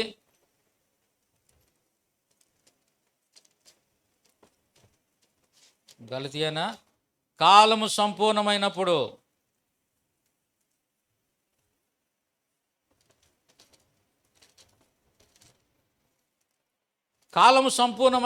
దేవుడు తన కుమారుని పంపెను అనేటువంటి మాట గలతీ 4వ అధ్యాయం 4వ వచనం చూడండి. అయితే కాలము పరిపూర్ణమైనప్పుడు దేవుడు తన కుమారుని పంపెను. ఏమండి, దేవుడు ఎప్పుడు కూడా ఆన్ టైంలోనే ఉన్నాడు. కొన్నిసార్లు మనం అనుకుంటాం, మనం టైం పెట్టేసుకుంటాం, టైం అయిపోతుంది, అరే ఈ టైంలోగా పెళ్ళి అయిపోవాలి, ఈ టైంలోగా పిల్లలు పుట్టేయాలి, ఈ టైంలోగా ఉద్యోగం వచ్చేయాలి, ఈ టైంలోగా రిటైర్డ్ అయిపోవాలి, ఈ టైంలోగా ఇల్లు కట్టేసుకోవాలి, ఈ టైంలోగా ఏమండి ఒక సెటిల్ అయిపోవాలి అని మనం ఏదో టైంలు పెట్టుకుంటూ ఉంటాం. కానీ దేవునికి ఒక టైమింగ్ ఉంది అని మనం జ్ఞాపకం చేసుకోవాలి. దేవుని సమయంలో ఏదైనా జరిగితే అది మనకి ఆశీర్వాదం, అది మన జీవితాలకి మేలుకరంగా ఉంటుంది. దేవునికి స్తోత్రం కలుగును గాక. ఏమండి, కోడిగుడ్లో నుంచి పిల్ల రావడానికి కూడా ఒక టైం ఉంది. ఏ టైం అది? 21 రోజులు. 20 రోజులు అయిపోయింది కదా, తయారైపోయింది. అప్పటికే కొంచెం పగులుతూ ఉంటుంది. పగిలినప్పుడు పాపం దానికి సాయం చేద్దామని పెంకి విడిచామనుకోండి, ఏమవుద్ది? లోపల చచ్చిపోద్ది. కాబట్టి మనం ఏం సాయం చేయవసరం లేదు దేవుడికి, దేవుడు మనకు సాయం చేయాలి. ప్రియమైన దేవుని బిడ్డలారా, అలాగే ఆ గొంగళి పురుగు గూడు కట్టుకుంటుంది. ఏమండి, దాంట్లో నుంచి ఆ సీతాకోకచిలుక తయారై బయటికి రావడానికి ఒక టైం ఉంటుంది. అది టైం వచ్చేటప్పుడు ఆ గూట్లోంచి రావడానికి ప్రయత్నం చేస్తున్నప్పుడు మనం దాన్ని ఏమి తీయవసరం లేదు, దానికి అది వస్తే అది అందంగా బయటకు వస్తుంది. దేవునికి స్తోత్రం కలుగును గాక. కాబట్టి దేవుడు సమయాల్ని మనకి దీవునికరంగా ఉంచడానికే చేశాడని మనం జ్ఞాపకం చేసుకోవాలి. కొంతమంది ముహూర్తాలు చూస్తూ ఉంటారు, ఏది మంచి రోజు, ఏమండి ఇల్లు ఓపెన్ చేయడానికి, పెళ్లి చేసుకోవడానికి, లేకపోతే ఉద్యోగంలో జాయిన్ అవ్వడానికి. ఏమండి, ఒకసారి చాలా కాలం క్రితం ఒకరు ఇల్లు కట్టుకున్నారు. పాస్టర్ గారు పలానా రోజు గృహప్రవేశం అని చెప్పారు. ఓకే అండి, తప్పకుండా చేద్దామని చెప్పాను. అయితే మీరు 5:15కి వచ్చేయాలి అన్నాడు. సాయంకాలం 5:15 అన్నాను నేను. సాయంకాలం కదండి, తెల్లవారుజామున 5:15 అన్నాడు. అంత పొద్దున్నే లేచి వచ్చి అందరూ ఉంటారంటే మా వాళ్ళు అందరూ ఉంటారన్నాను. నేను 5:15కి అయితే చేయను, 10 గంటలకు వచ్చి చేస్తానని చెప్పాను. 10 గంటలకు వెళ్ళి చేసాం. కాబట్టి ప్రియమైన దేవుని బిడ్డలారా, మనకి ముహూర్తాలు లేవు. దేవుని యొక్క వాక్యంలో మనం చూస్తే 1వ అధ్యాయంలో దేవుడు 6 దినాలు ఈ సృష్టిని చేసినప్పుడు ఏమండి ప్రతిరోజు ఆయన మంచిదిగా చేసినట్లుగా మనం చూస్తూ ఉన్నాం. దేవునికి స్తోత్రం కలుగును గాక. కాబట్టి దేవుడు చేసింది ఏదైనా సరే మంచిదే. ఆయన మంచి కార్యాలే చేస్తాడు. ఆయన మంచివాడు కనుక మన జీవితాల్లో మంచి కార్యాలు చేస్తాడు. కనుక మనము ప్రతి సమయం కూడా మనకి చాలా మంచిది అని మనం జ్ఞాపకం చేసుకోవాలి. మనుషులే మంచోళ్ళు కావట్లేదు, సమయం మంచిదే. మనిషిని బట్టి ఆ సమయం ఏమండి అది మంచిదిగా ఉండకుండా అయిపోతుంది. కనుక ప్రియమైన దేవుని బిడ్డలారా, దేవుని యొక్క వాక్యంలో మనం గమనించినట్లయితే బైబిల్లో కొన్ని గంటల గురించి వ్రాయబడినటువంటి సందర్భాలు మనం చూస్తాం. ఆ గంటలో ఏం జరిగిందో కొన్ని విషయాలు మనం క్లుప్తంగా ఆలోచన చేద్దాం. చూడండి, యోహాను సువార్త 19వ అధ్యాయం 14వ వచనం. యోహాను సువార్త 19వ అధ్యాయము 14వ వచనాన్ని మనం చదువుకుందాం. ఆ దినము పస్కాను సిద్ధపరచు దినము. అప్పుడు ఉదయము 6 గంటలు కావచ్చును. అతడు, ఇదిగో మీ రాజు అని యూదులతో చెప్పగా. ప్రియమంది ఏం పెట్టారు ఇక్కడ 6 గంటల సమయం మనం చూస్తూ ఉన్నాం. ఏ 6 గంటలంట? ఉదయం 6 గంటలు, 6 AM. ఉదయము 6 గంటలకి యేసు ప్రభువారు ఆయనను బంధించారు. రాత్రంతా కూడా ఆయా ప్రాంతాలకి తిప్పుతూ ఉన్నారు. ఉదయం 6 గంటలకి పిలాతు ముందు నిలవబెట్టినట్లుగా ఇక్కడ మనము చూడగలుగుతూ ఉన్నాం. ప్రియమంది ఏం బిడ్డలారా, యేసు ప్రభువారిని అన్యాయపు తీర్పు తీర్చినటువంటి సందర్భం మనకు తెలుసు. ఆయనకి రాత్రులు విమర్శ చేశారు. రాత్రులు లేదా వర్కింగ్ అవరా? ఉదయం 6 కూడా వర్కింగ్ అవర్ కాదు, కానీ 6 గంటలకి పిలాతు ముందు ఆయనను నిలవబెట్టి ఆయనకు అన్యాయపు తీర్పు తీర్చినట్లుగా మనం చూస్తూ ఉన్నాం. పిలాతు అంటాడు, ఇదిగో మీ రాజు అని యూదులతో చెప్పినప్పుడు వారు సంహరించుమని కేకలు వేస్తూ ఉన్నారు. ప్రియమంది బిడ్డలారా, సిలువ వేయడానికి అతడు ఆయనను వారికి అప్పగించినట్లుగా 16వ వచనంలో మనం చూస్తున్నాం. యేసుక్రీస్తు ప్రభువారు 6 గంటలకి పిలాతు ద్వారా సిలువ వేయడానికి ఆయన అప్పగించబడ్డాడు. ఆ తర్వాత మనం గమనించినట్లయితే మార్కు సువార్త 19వ అధ్యాయం 25వ వచనాన్ని మనం చదువుకుందాం.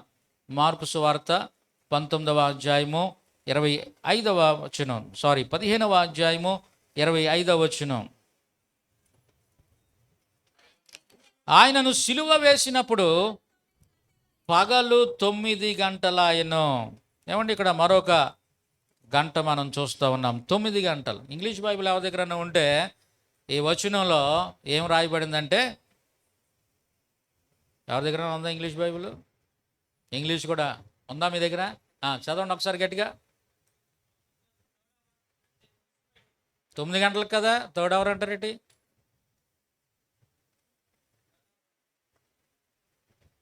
అక్కడ థర్డ్ అవర్ అని ఉందా? రైట్, ఇంట్రడక్షన్ మిస్ అయినట్టున్నారు మీరు. ఇందాక నేను చెప్పాను కదా, థర్డ్ అవర్ అంటే ఏంటి? 9 గంటలు అంటే ఉదయం 6కి పగలు స్టార్ట్ అవుతుంది, 7కి 1 గంట. కొంతమంది బర్త్డే లెక్క పెట్టుకోవడం తెలియదు, తారుమారై. ఎందుకంటే లెక్క ఇప్పుడు ఫస్ట్ బర్త్డే ఎప్పుడు చేస్తారు? 1 సంవత్సరం అయిపోయిన తర్వాత కదండి. కాబట్టి బర్త్డే అయ్యిందంటే 60th బర్త్డే అంటే 60 సంవత్సరాలు కంప్లీట్ అయినట్టు. కొంతమందికి 60 ఎంటర్ అయ్యామో, 60 కంప్లీట్ అయ్యామో, లేకపోతే ఎంత వయసు చెప్పుకోవాలో తెలియదు. ఇప్పుడు 6 నుంచి 7 1 గంట అయింది, అందుకనే గంట. ఫస్ట్ అవర్ అంటే 7 గంటలు, సెకండ్ అవర్ అంటే 8 గంటలు, థర్డ్ అవర్ అంటే 9 గంటలు. అంటే ఇంగ్లీష్లో థర్డ్ అవర్ అన్నారు, తెలుగులో 9 గంటలు అన్నారు, రెండు ఒకటే. రైట్, 9 గంటలకి యేసుక్రీస్తు ప్రభువారిని ఏం చేశారంట? సిలువ వేసినట్లుగా మనము చూడగలుగుతూ ఉన్నాం. కాబట్టి ప్రియమంది ఏం బిడ్డలారా, 6 గంటలకి వాళ్ళు అప్పగిస్తే 6 నుంచి 9 గంటల వరకు యేసు ప్రభువారిని ఈ 3 గంటలు కూడా యెరూషలేము వీధుల్లో ఆయనను ఊరేగిస్తూ ఆ బరువైనటువంటి ఆ పచ్చి మ్రానును ఆయన మీద పెట్టి మోయిస్తూ మరి ఆ 3 గంటల సేపు భయంకరమైనటువంటి వేదన అనుభవిస్తూ, కొరడాలతో కొట్టబడుతూ, అపహసించబడుతూ ఆయన గొల్గొతా కొండ మీదకి తీసుకుని వెళ్ళి అక్కడ 9 గంటలకి ఆయనను సిలువ వేసినట్లుగా మనము చూడగలుగుతూ ఉన్నాం. ప్రియమంది ఏం బిడ్డలారా, ఈ 9 గంటలు అనేది సాధారణంగా ఆ పని, ఆఫీస్ టైం అన్నమాట, వర్కింగ్ టైం అన్నమాట. ఉద్యోగానికి పనుల్లోకి వెళ్ళే వాళ్ళు కూడా ఈ 9 గంటలకి పనిలోనికి వెళ్ళడం మనం చూస్తూ ఉంటాం. చూడండి, మత్తయి సువార్త 20వ అధ్యాయం 3వ వచనం మనం గమనించినట్లయితే ఈ మాట మనం చూడగలుగుతూ ఉంటాం. 9 గంటల యొక్క ప్రాధాన్యత ఇక్కడ మనం చూస్తూ ఉన్నాం. మత్తయి సువార్త 20వ అధ్యాయం 3వ వచనం. తర్వాత అతడు దాదాపు 9 గంటలకు వెళ్ళి సంత వీధిలో ఓరక నిలిచి ఉన్న మరి కొందరిని చూచి, మీరును నా ద్రాక్ష తోటలోనికి వెళ్ళుడి, ఏమి న్యాయమో అది మీకు ఇత్తునని వారితో చెప్పగా. ప్రియమంది వినబడలరా, 9 గంటలకి అందరూ ఎవరి పనిలోకి వాళ్ళు వెళ్ళిపోయారు. ఏ పని దొరకని వాళ్ళు సంతలో ఉంటారు. పొద్దున్నే మెయిన్ రోడ్డుకి వెళ్తే అక్కడ కొంతమంది ఏమండి మేస్తులు కానీ కూలివారు కానీ ఏదైనా పని చేయడానికి అక్కడ ఉంటారు. 8 గంటలు, పొద్దున్న 6 గంటల నుంచి, కొన్నిసార్లు 5 గంటల నుంచి ఉంటారు. ఎందుకంటే వాళ్ళకి ఏ పని ఉండదు, ఫిక్స్డ్ వర్క్ ఉండదు కనుక ఎవరైనా అక్కడికి వెళ్ళి పనిలో పెట్టుకోవడానికి వెళ్తే అక్కడ పని వాళ్ళు దొరుకుతూ ఉంటారు. ఇక్కడ కూడా ఒక యజమాని 9 గంటలకు వెళ్ళేటప్పటికి సంత వీధిలో కొంతమంది ఉన్నారు. వారు ఏ పనిలోకి వెళ్ళలేదు. వాళ్ళని పిలిచి ద్రాక్ష తోటలో పని చేయించడానికి తీసుకుని రావడం మనం చూస్తూ ఉన్నాం. కాబట్టి మరి పని చేసుకునేటువంటి పనిని ప్రారంభించేటువంటి సమయంగా 9 గంటల సమయాన్ని మనం చూస్తూ ఉన్నాం. తర్వాత మనం గమనించినట్లయితే బైబిల్లో కనబడేటువంటి మరొక సమయం ఏమండి, అపోస్తుల కార్యాల్లో మనం చదువుకున్న 10వ అధ్యాయం 9వ వచనం. అపోస్తుల కార్యాలు 10వ అధ్యాయము 9వ వచనం. మరునాడు వారు ప్రయాణమై పోయి పట్టణమునకు సమీపించినప్పుడు పగలు ఇంచుమించు 12 గంటలు ఆయను. 12 గంటలకు పేతురు ప్రార్థన చేయుటకు మిద్ది మీదకి ఎక్కాను. ప్రియమంది ఏంటంటే ఇక్కడ 12 గంటల సమయాన్ని మనం చూస్తూ ఉన్నాం. అయ్యారు ఇక్కడ 12 గంటల గురించి ఏం రాయబడింది అక్కడ? బెంజమిన్ గారు చదువుతారా? అపోస్తుల కార్యాలు 10వ అధ్యాయం 9వ వచనం.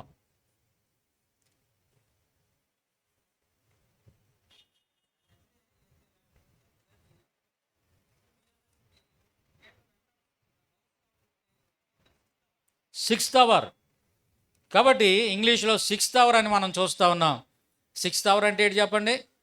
12 గంటల, మధ్యాహ్నం 12 గంటలు. అందుకనే తెలుగు బైబిల్, ఇంగ్లీష్ బైబిల్ దగ్గర పెట్టుకుని చదివితే మనకు ఒక క్లారిటీ ఉంటుంది. చదువుకునే వాళ్ళందరూ కూడా ఇలాగ చదువుకోవడం మనకి మంచిది, రైట్? కాబట్టి ప్రియమంది ఏం బిడ్డలారా, 6th అవర్ కదా, 6th అవర్ అయినా 6th అవర్ అంటే మధ్యాహ్నం 12 గంటలు అని మనం జ్ఞాపకం చేసుకోవాలి. సాధారణంగా 12 గంటల సమయం ఏంటి చెప్పండి? మనకి భోజనం సమయం, భోజనం ప్రిపరేషన్ చేసుకునే సమయం కదండి. మరి కింద ప్రిపేర్ చేస్తూ ఉన్నారంట పేతురు గారు మిద్ది మీదకి ఎక్కి. అప్పుడు ఆయన ఏం చేస్తున్నాడంట? ప్రార్థన చేస్తూ ఉన్నాడు. ప్రియమంది ఏం బిడ్డలారా, ఆ సమయాన్ని ఇంకా కొంచెం 10 నిమిషాలు పడుతుంది, ఇంకొక 20 నిమిషాలు పడుతుంది. గెస్ట్ వచ్చినప్పుడు కొన్నిసార్లు లేట్ అవుతూ ఉంటుంది వంట, ఎందుకంటే ఏదో స్పెషల్ డిష్ ఉంటుంది కదా. కాబట్టి ఆ సమయంలో పేతురు గారు ప్రార్థన చేయడం మనం చూస్తూ ఉన్నాం.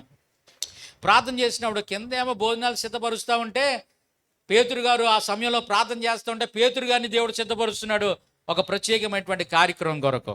ఒక పరలోకపు దర్శనం కలుగుతుంది. 4 చెంగులు కలిగినటువంటి పెద్ద దుప్పటి, అందులో సకల విధములైన చతుష్పాద జంతువులు, ప్రాకు పురుగులు, ఆకాశ పక్షులు ఉన్నాయంట. దేవుని స్వరం వినబడుతుంది, పేతురు నువ్వు లేచి చంపుకొని తిను. వద్దు ప్రభా, ఇవన్నీ నిషిద్ధమని. లేదు, నేను దాన్ని పవిత్రపరిచాను, నీవు దాన్ని తినాలి.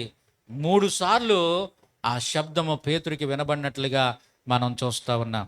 ప్రియమంది ఏంటంటారా, పేతురు యొక్క ఉద్దేశంలో అంతవరకు ఆయన యూదులకి మాత్రమే సేవ చేయాలనుకున్నాడు. కానీ ఇక్కడ అన్యుల దగ్గరికి దేవుడు పంపించడానికి పేతుర్ని ఈ సీమోను ఇంట్లో ఆయన సిద్ధపరుస్తున్నాడు. ఏమంటే కింద భోజనాలు సిద్ధపరుస్తుంటే పైన దేవుడు పేతుర్ని సిద్ధపరుస్తున్నాడు.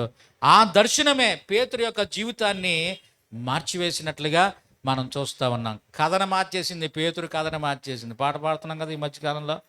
కథ ఏంటది? కథ మొత్తం మార్చబడినని. కాబట్టి ప్రియమంది ఏంటంటారా, ఇప్పుడు పేతురు యొక్క బౌండరీస్ని దేవుడు ఇంకా విశాలపరుస్తూ ఉన్నాడు. ఏమంటే అన్యులకు కూడా సువార్త ప్రకటించడానికి పేతురికి ద్వారాలు తెరవడం మనము చూడగలుగుతూ ఉన్నాం. ఆ తర్వాత అన్యుడైనటువంటి కొర్నేలి దగ్గరికి వెళ్ళి పేతురు అద్భుతమైనటువంటి వర్తమానాన్ని చెప్పడం మనము చూడగలుగుతూ ఉన్నాం. ఏమండి 12 గంటలకి పేతురు గారు ఏమండి ప్రార్థన చేస్తూ ఉన్నాడు. 12 గంటలకి క్రింద భోజనాలు సిద్ధపరచబడుతున్నటువంటి సమయంలో 12 గంటలు ఇంకా బైబిల్లో మనం చూసినట్లయితే యోహాను సువార్తలో మరొక సందర్భాన్ని మనం చూస్తాం. చూడండి, యోహాను సువార్త 4వ అధ్యాయము 6వ వచనాన్ని మనం చదువుకుందాం. యోహాను సువార్త 4వ అధ్యాయం 6వ వచనం. అక్కడంటే అక్కడ 5వ వచనంలో మనం చూస్తాం. యాకోబు తన కుమారుడైన యోసేపుకి ఇచ్చిన భూమి దగ్గరనున్న సమరయలోని సుకారను ఒక ఊరికి వచ్చెను. అక్కడ యాకోబు బావి ఉండెను. గనుక యేసు ప్రయాణము వలన అలసి ఉన్న రీతినే ఆ బావి యొద్ద కూర్చుండెను. అప్పటికి ఇంచుమించు 12 గంటలాయెను. 12 గంటలకి జరిగినటువంటి ఒక సంఘటన మనం చూస్తూ ఉన్నాం. యేసు ప్రభువారు సమరయలోని సుకారను ఊరిలో యాకోబు బావి దగ్గర ఉన్నాడు. ప్రియమైన బిడ్డలారా, ఆయన ప్రయాణము వలన అలసి ఉన్న రీతిని, ఏమండి, బస్సులో ప్రయాణం చేస్తేనే మనకు అలసట వచ్చేస్తూ ఉంటుంది. ట్రైన్ ప్రయాణం చేసినా మనకి ఏ నొప్పి ఉండదు, చక్కగా పడుకుని ప్రయాణం చేస్తాం. ఆయన పొద్దున వచ్చేటప్పటికి నీరసం. ఏమండి, ప్రయాణం అంటేనే ఒక రకమైనటువంటి బడలిక. కానీ ఆ దినాల్లో ట్రైన్లు లేవు, బస్సులు లేవు. యేసు ప్రభువారు ఎలా ప్రయాణం చేశాడు? కాలినడకనే ప్రయాణం చేశాడు. మరి కాలినడకన ప్రయాణం చేసిన వారికి అలసట రాదండి? ప్రియమైన బిడ్డలారా, ఆయన అలసిపోయాడు. ఇక్కడ ఇంకొక మాట, ఏమండి, ఆయన దేవుడు కదా, ఆయన అలసిపోయడం ఏంటి? ఏమండి, దేవుడు అలసిపోడు, మరి ఈయన అలసిపోయాడేంటి? ఇక్కడ యేసుక్రీస్తు ప్రభులో ఉన్నటువంటి మానవత్వం మనము చూడగలుగుతూ ఉన్నాం. ఆయన మానవ స్వభావాన్ని ఇది తెలియజేస్తూ ఉంది. అదే సమయంలో దేవుడు అలసిపోయేవాడు కాదు. చూడండి, యెషయా గ్రంథం 40వ అధ్యాయం 28వ వచనంలో ఒక చక్కని మాట మనం చూస్తూ ఉంటాం. యెషయా గ్రంథం 40వ అధ్యాయము 28వ వచనం.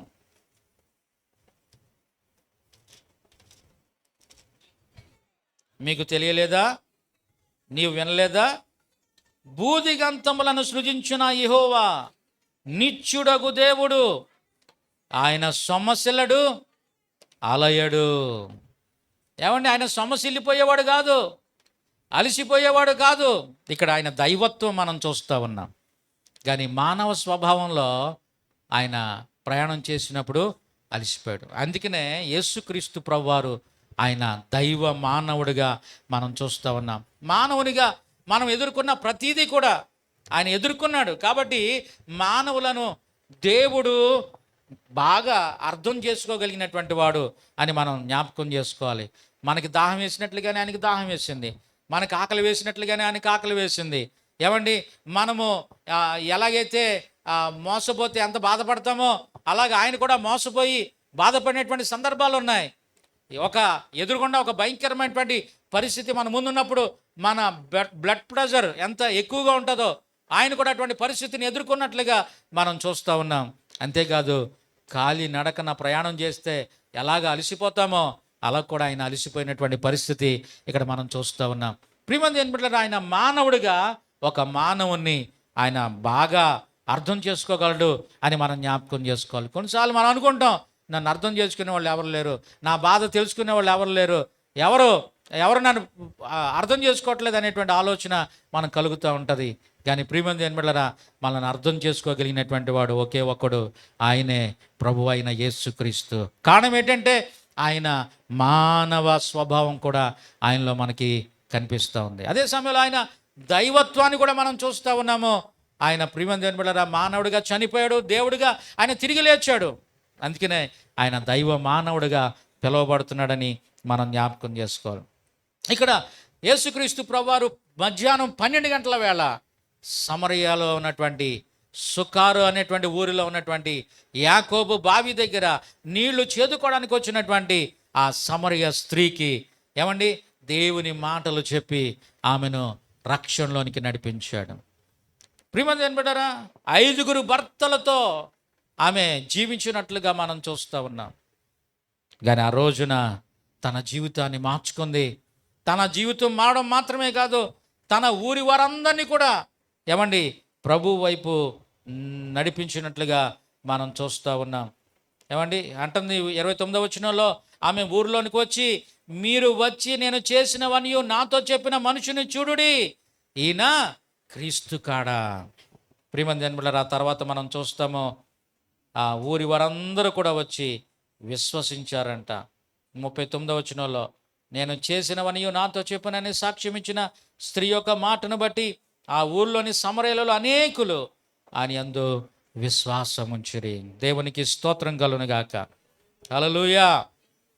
కాబట్టి ప్రియమైన దేవుని బిడ్డలారా, పగలు 12 గంటలకు ఆయన సుకారను బావి దగ్గర, సుకారను ఊరిలో యాకోబు బావి దగ్గర ఉన్నటువంటి సమరయ స్త్రీకి దేవుని మాటలు చెప్పి ఆయన తన జీవితాన్ని మార్చినటువంటి సందర్భాన్ని మనం చూస్తూ ఉన్నాం. దేవునికి స్తోత్రం కలుగును గాక. ఉదయం 6 గంటలు యేసు ప్రభువారు సిలువకు అప్పగించబడ్డాడు. ఉదయం 9 గంటలు యేసు ప్రభువారు సిలువ వేయబడ్డాడు. మధ్యాహ్నం 12 గంటలు అక్కడ పేతురు దర్శనాన్ని చూస్తాడు ప్రార్థనలో ఉన్నప్పుడు. అలాగే మధ్యాహ్నం 12 గంటలకి ఇక్కడ సమరయ స్త్రీ యేసయ్య మాటలు వినడం మనం చూస్తూ ఉన్నాం. 3 గంటలు చూద్దాం. అపోస్తుల కార్యాలు 10వ అధ్యాయంలో మనం చూస్తూ ఉన్నాం. కొర్నేలి ఏం చేశాడంట? 10వ అధ్యాయం 3వ వచనంలో, పగలు ఇంచుమించు 3 గంటల వేళ దేవుని దూత అతని యొద్దకు వచ్చి కొర్నేలి అని పిలుచుట దర్శనమందు తేటగా అతనికి కనబడెను. మధ్యాహ్నం 3 గంటలకి ప్రార్థనలో ఉన్నాడు. అలాగే 30వ వచనంలో కూడా కొర్నేలి పేతురు వచ్చిన తర్వాత తన అనుభవాన్ని చెప్తున్నాడు. 4 దినముల క్రిందట పగలు 3 గంటలు మొదలుకొని ఈ వేళ వరకు నేను ఇంట ప్రార్థన చేయుచుండగా. కాబట్టి 3 గంటలు కొర్నేలి ప్రార్థనలో గడిపినటువంటి సమయం. అపోస్తుల కార్యాల్లో 3వ అధ్యాయం 1వ వచనంలో కూడా మరొక మాట మనం చూస్తాం. పగలు 3 గంటలకు ప్రార్థనా కాలమున పేతురును యోహానును దేవాలయమునకు ఎక్కి వెళ్ళుచుండగా. పగలు మధ్యాహ్నం 3 గంటల సమయం అది ప్రార్థనా కాలంగా చెప్పబడుతూ ఉంది. 3 గంటల సమయంలో యోధా యాజకులంట సాయంకాలపు అర్పణలు అర్పిస్తారంట, వారు ప్రార్థనలు చేస్తారంట. 3 గంటల సమయం ప్రార్థనా సమయం. ఈ మధ్యకాలంలో ఒక వృద్ధులుగా ఉన్నటువంటి ఒక సీనియర్ దైవజన్ దగ్గరికి వెళ్ళాను. 3 గంటల సమయం, అది 3:05, 3:10 అయింది. సరిగ్గా ఆ సమయం 3 గంటల సమయం అంటే మనకి ఎలా ఉంటుంది? మంచి రెస్టింగ్ టైం కదా. కొంతమంది అంటూ ఉంటారు 2 to 4 ఎవరిని డిస్టర్బ్ చేయకూడదు, ఆ టైంలో ఫోన్ చేయకూడదు ఎవరికి అనుకుంటూ ఉంటారు. ఎందుకంటే వాళ్ళు రెస్ట్ తీసుకునే టైం అని. 3 గంటలు అంటే కొంచెం డీప్ స్లీప్లో ఉంటారు. కానీ నేను వెళ్ళేటప్పటికి ఆయన అమ్మగారు వచ్చారు. అయ్యగారు ఉన్నారండి అంటే, ఉన్నారండి ప్రార్థనలో ఉన్నారు అని చెప్తూ ఉన్నారు. నిజమా కదని చూసి లోపలికి వెళ్తే ఆయన ఒక ఫోన్ కాన్ఫరెన్స్లో కొంతమందితో కలిసి ఆయన ప్రార్థన చేస్తూ ఉన్నారు. ఆయన ఒక మాట చెప్పాడు, నేను ఎప్పటి నుంచో దీన్ని ఆచరిస్తూ ఉన్నాను, నా ఊపిరి పోయే వరకు 3 గంటలు నాకు ప్రార్థనా సమయం అని చెప్పారు ఆయన. దేవునికి స్తోత్రం కలుగును గాక. కాబట్టి ప్రియమైన దేవుని బిడ్డలారా, 12 గంటలకి ప్రార్థన చేసుకున్నాడు కొర్నేలి. అలాగే పేతురు యోహాన్లు 3 గంటలకి దేవాలయానికి వెళ్తున్నారు. అలాగే 3 గంటలకి ఇక్కడ కొర్నేలి ప్రార్థన చేయడం మనము చూడగలుగుతూ ఉన్నాం.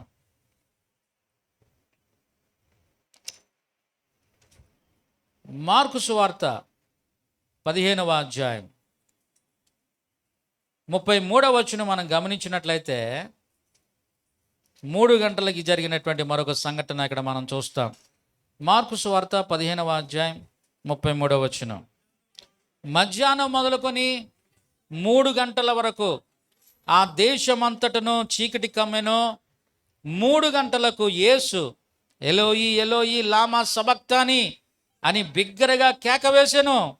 ఆ మాటలకు నా దేవా నా దేవా నన్ను ఎందుకు చెయ్యి విడిచితివని అర్థం.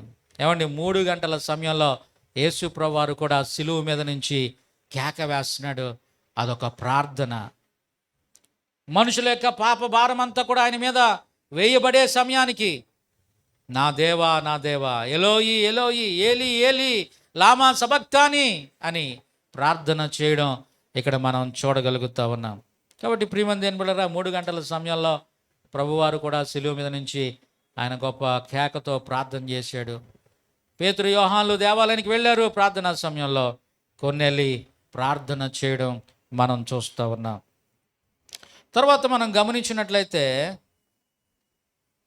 చూడండి, యోహాను సువార్త 1వ అధ్యాయం 39వ వచనాన్ని మనం చదువుకుందాం. యోహాను సువార్త 1వ అధ్యాయం 39వ వచనం.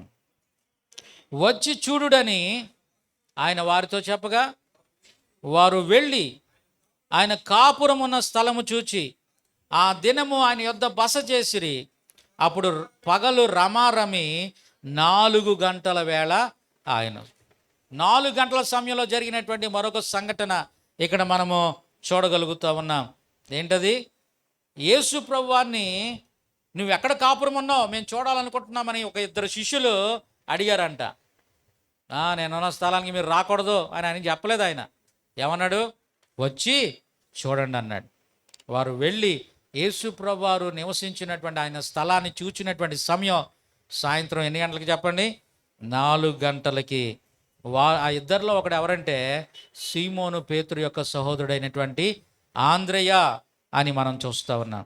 ఏమండి, ఆంద్రేయ మొదటిగా యేసు ప్రభుని వెంబడించాడు. ఆ తర్వాత తన సహోదరుడైనటువంటి సీమోనును యేసు ప్రభు దగ్గరికి నడిపించినట్లుగా మనం చూస్తూ ఉన్నాం.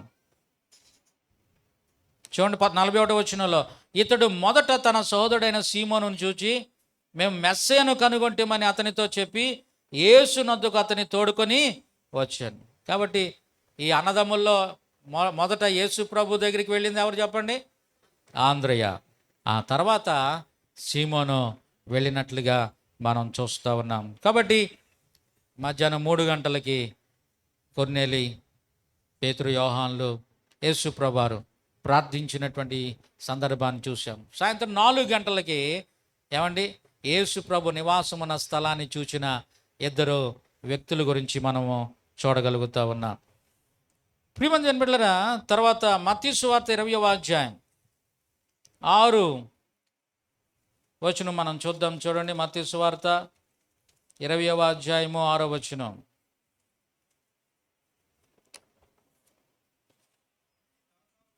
దాదాపు 5 గంటలకు వెళ్ళి మరికొందరు నిలిచి ఉండగా చూచి ఇక్కడ దినమంతయు మీరెందుకు ఊరకనే నిలిచి ఉన్నారని వారిని అడుగగా. ఇందాక మనం జ్ఞాపకం చేసుకున్న ఉదయం 9 గంటలకు వెళ్ళాడు సంత వీధిలోకి. కొంతమంది ఖాళీగా ఉంటే ఎవరో మిమ్మల్ని పనిలో పెట్టుకోలేదా, అయితే మీరు వచ్చి నా ద్రాక్ష తోటలో పని చేయండి అని కొంతమందిని తీసుకొచ్చాడు. తీసుకొచ్చిన తర్వాత మళ్ళీ 12 గంటలకు వెళ్ళాడంట 5వ వచనంలో, 3 గంటలకు వెళ్ళాడంట, తీసుకొచ్చాడు. మళ్ళీ చివరికి 5 గంటలకు వెళ్ళాడంట. ఇంకా కొంతమంది ఉన్నారు రోజంతా ఖాళీగా ఉండి. 5 గంటలకి వెళ్ళి కొంతమందిని తీసుకొచ్చాడు. అలా అనుకుంటున్నారు, మేము పొద్దున్నే 9 గంటలకు వచ్చేసాం, మాకు ఎక్కువ జీతం వచ్చేద్ది. వీళ్ళు 5 గంటలకు వచ్చారు, గంటే 6 గంటల వరకు పనిచేశారు. 6 గంటలు అంటే డే ముగింపు కదా, ఇంకా జీతం ఇచ్చి పంపించేసేటువంటి సందర్భం అనమాట. కాబట్టి 9 నుంచి 6 ఎన్ని గంటలు వచ్చింది మధ్యలో? ఏమండి, ఉదయం 9 నుంచి సాయంత్రం 6 అంటే 6 ఎలాగొచ్చింది? 9 గంటలు.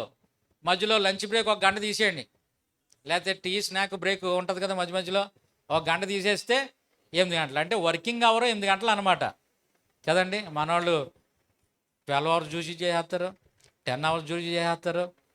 కాబట్టి ఇక్కడ చూడండి, 5 గంటలు తీసుకొచ్చిన వాళ్ళు వాళ్ళకి తక్కువ వస్తుంది, ముందు నుంచి వచ్చిన వాళ్ళు ఎక్కువ వస్తుంది అనేసి అనుకున్నారు. 11వ వచనంలో వారు అది తీసుకుని చివర వచ్చిన వారు వీరు 1 గంట మాత్రమే పని చేసినారు. అంటే 5 గంటలకు వచ్చారు, 5 నుంచి 6 గంటల వరకు చేశారు. పగలంతయు కష్టపడి ఎండబాధ సహించిన మాతో వారిని సమానం చేసితివే అని ఇంటి యజమానుని మీద. ఇది వేరే స్టోరీ అనుకోండి. కాబట్టి ప్రియమంది బిడ్డలారా, మనం సమయాల గురించి ఆలోచన చేస్తూ ఉన్నాం. ఉదయం 6 నుంచి సాయంత్రం 6 వరకు కొన్ని ప్రాముఖ్యమైన సమయాలు, ఆ సమయాల్లో జరిగినటువంటి సంఘటనలు మనం చూస్తూ ఉన్నాం. ఏమండి, 6 అంటే ఇంకా పని ముగించుకుని ఇంటికి వెళ్ళిపోయేటువంటి సమయం, జీతాన్ని పుచ్చుకునేటువంటి సమయం. ప్రియమంది ఏర్పడరా, ఈ 6 గంటల సమయమే 12th అవర్ ఇంగ్లీష్ ప్రకారంగా మనం ఆలోచన చేస్తే. 5 గంటల సమయం 11th అవర్. చాలామంది 11th అవర్లో చూసుకుంటూ ఉంటారు, కొంతమంది 12th అవర్లో కూడా చూసుకుంటూ ఉంటారు లాస్ట్ మినిట్లో. ప్రియమంది ఏర్పడరా, కాబట్టి ఈ విధంగా దేవుడు కాలమానాన్ని మన కొరకు సిద్ధపరిచాడు. కనుక సమయాన్ని మనము సద్వినియోగం చేసుకోవాలని కూడా దేవుడు కోరుతున్నాడు. చూడండి, ఎఫెసీయులకు రాసినటువంటి పత్రిక 5వ అధ్యాయం 15-16 వచనాలు మనం చదువుకుందాం. ఎఫెసీయులకు రాసినటువంటి పత్రిక 5వ అధ్యాయము 15-16 వచనాలు.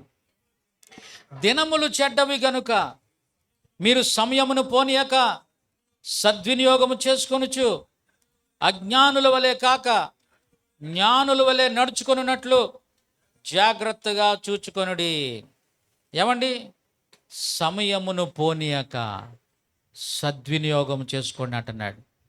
ఎందుకంటే సమయం అనేది చాలా విలువైంది. Time is very precious.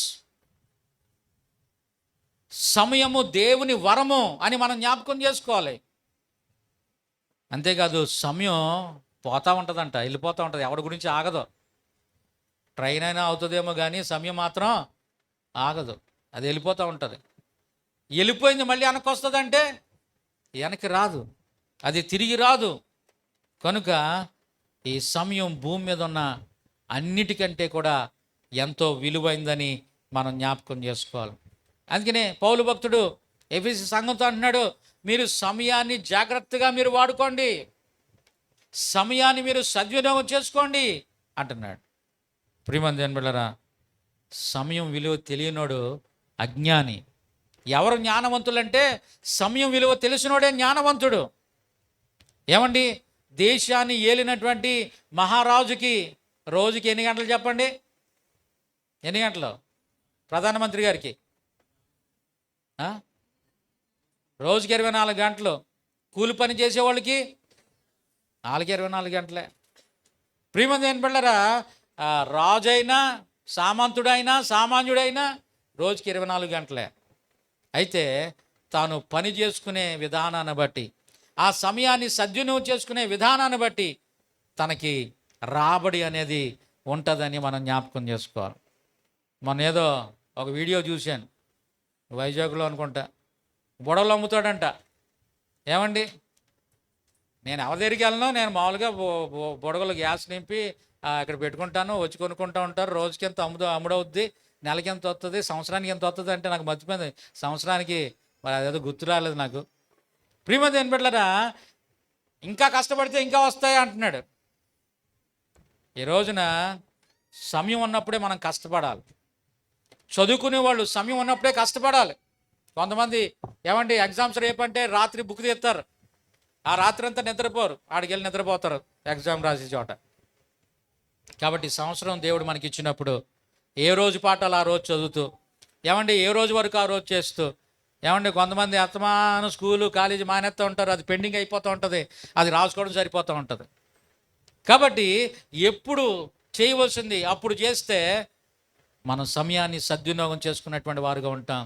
అప్పుడు ఆ సమయం మనకి దీవెనకరంగా ఉంటుందని మనం జ్ఞాపకం చేసుకోవాలి. ఏమండి, ప్రసంగి గ్రంథంలో అంటాడు, ప్రతిదానికి కూడా సమయం ఉంది, ప్రతిదానికి సమయం ఉంది. అయితే ఆ సమయాన్ని మనం చక్కగా ప్లాన్ చేసుకోవాలి. స్కూల్కి వెళ్తే, కాలేజీకి వెళ్తే ఒక టైం టేబుల్ ఉంటుంది కదా. 9 గంటల నుంచి స్కూలు, సాయంత్రం 4 గంటల వరకు లేదా 5 గంటల వరకు. ఆ 5 గంటలు ఎలాగా, ఏ ఎవరు వస్తారు అనేది ఒక ప్లానింగ్ ఉంటుంది. అలాగే ఒక డేలో మనం కూడా ఒక ప్లాన్ చేసుకోవాలి. ఎన్ని గంటలు లేవాలి, ఎన్ని గంటలు రావాలి. ఒకసారి ఒక ఇంటికి వెళ్ళినప్పుడు చాలా రోజుల క్రితం బీరువా మీద ఒక టైం టేబుల్ రాసి ఉంది, వేకప్, లేకపోతే ఇలా మధ్యాహ్నం భోజనం, చదవాలి, ఆడుకోవాలి అని చెప్పేసి. కాబట్టి ప్రియమంది ఏం బిడ్డలారా, మనము టైం మేనేజ్ చేసుకోవాలి, టైం సెట్ చేసుకోవాలి. మీరు రోజంతా అయిపోయిన తర్వాత రాత్రి ఒకసారి ఒకవేళ ఏదైనా ఒక డైరీ రాసుకోండి, ఏ గంట నుంచి ఏ గంట వరకు ఏం చేశారు, ఏముండదు, పెద్ద సున్నా వస్తుంది అంతే, చేసింది ఏముండదు కదా. కాబట్టి ప్రతి సమయం ప్రతి నిమిషం చాలా విలువైంది అని మనం జ్ఞాపకం చేసుకోవాల్సినటువంటి వారు ఉంటున్నాం. ప్రియమైన బిడ్డలారా, యేసు ప్రభువారు సమయాన్ని సద్వినియోగం చేసుకున్నాడు. ఆయన ఉదయకాలమే ఏమండి ప్రార్థనతో తన సమయాన్ని ప్రారంభించేవాడు. రాత్రులు ప్రార్థనలు గడిపి పగలంతా ఆయన పరిచర్య చేస్తూ, ఏమండి పగలున్నంత వరకే మనం పని చేయాలంట, సమయం ఉన్నప్పుడే మన పనులు మనం చక్కబెట్టుకోవాలి అని మనం జ్ఞాపకం చేసుకోవాలి. ఆ టేబుల్ చూపించావా? రాత్రి జాము, పగటి జాము, పగలు సమయాలు మనం చూస్తూ ఉన్నట్లయితే, ఏమండి రాత్రుల్లో ముగింపులు అనుకుని వస్తున్నాను, రాత్రుల్లో ఎన్ని జాములు ఉన్నాయి? బుర్ర ఊపడం కాదు, చెప్పండి. 4 జాములు. ఏంటి మొదటి జాము ఏంటి? 6 నుంచి 9. రెండవ జాము వాచ్ అంటారు, night. First watch, second watch, third watch, fourth watch. మూడవ జాము 12 నుంచి 3. నాలుగవ జాము 3 నుంచి 6. అది రాత్రి. మార్నింగ్ థర్డ్ అవర్ అంటే 9 గంటలు, 6th అవర్ అంటే 12 గంటలు, 9th అవర్ అంటే 3 గంటలు, 12th అవర్ అంటే సాయంత్రం 6. కాబట్టి ఈ విధంగా బైబిల్లో కాలాన్ని విభజించినట్లుగా మనం చూస్తూ ఉన్నాం. సమయాన్ని సద్వినియోగం చేసుకోవాలి. ఎలా సద్వినియోగం చేసుకోవాలండి? మాకేం తెలియట్లేదు, ఏం చేయాలో అర్థం అవ్వట్లేదు అంటే ఒక ప్లాన్ ఉంది, ఒక రూల్ ఉంది. 8+8+8+8 అనేటువంటి రూల్. 24 గంటలని 3 భాగాలుగా చేశారు. మనం 3 భాగాలుగా చేసుకోవాలి. ఏం చేయాలంట? ఒక 8 గంటలు మనం ఏం చేయాలి? హార్డ్ వర్క్ చేయాలి, కష్టపడి పని చేయాలి. 8 గంటలు పని చేయడానికి, 8 గంటలు డ్యూటీ చేయడానికి, 8 గంటలు నీ ఏ జాబ్ చేస్తున్నావో, ఏ పని చేస్తున్నావో 8 గంటలు పని చేయాలి. అంతకు మించి ఎక్కువ చేస్తే నీ శరీరం అలసిపోద్ది. కనుక 8 గంటలు పని కొరకు కేటాయించాలి. 8 గంటలు గుడ్ స్లీప్ అంట. ఏ స్లీపు? Good sleep. కొంతమందికి ఏమన్నా 8 గంటలు కనీసం సగం అన్న పడుకుంటారు. కొంతమంది గొడ్ల గోపల్లాగా రాత్రి 1, 2 అయినా ఇంకా ఆన్లోనే ఉంటాయి అన్ని సెల్ ఫోన్లు. సరదాగా ఎప్పుడైనా స్టేటస్ పెడితే వెంటనే తెలిసిపోద్ది ఎవరెవరు మెలకుగా ఉన్నారు. కాబట్టి 2 గంటలు పడుకొని మళ్ళీ పొద్దున్నే మరి ఎన్ని గంటలు లేగుతారు? లేచే టైం ఏమో 8, 9, 10 అయిపోద్దేమో.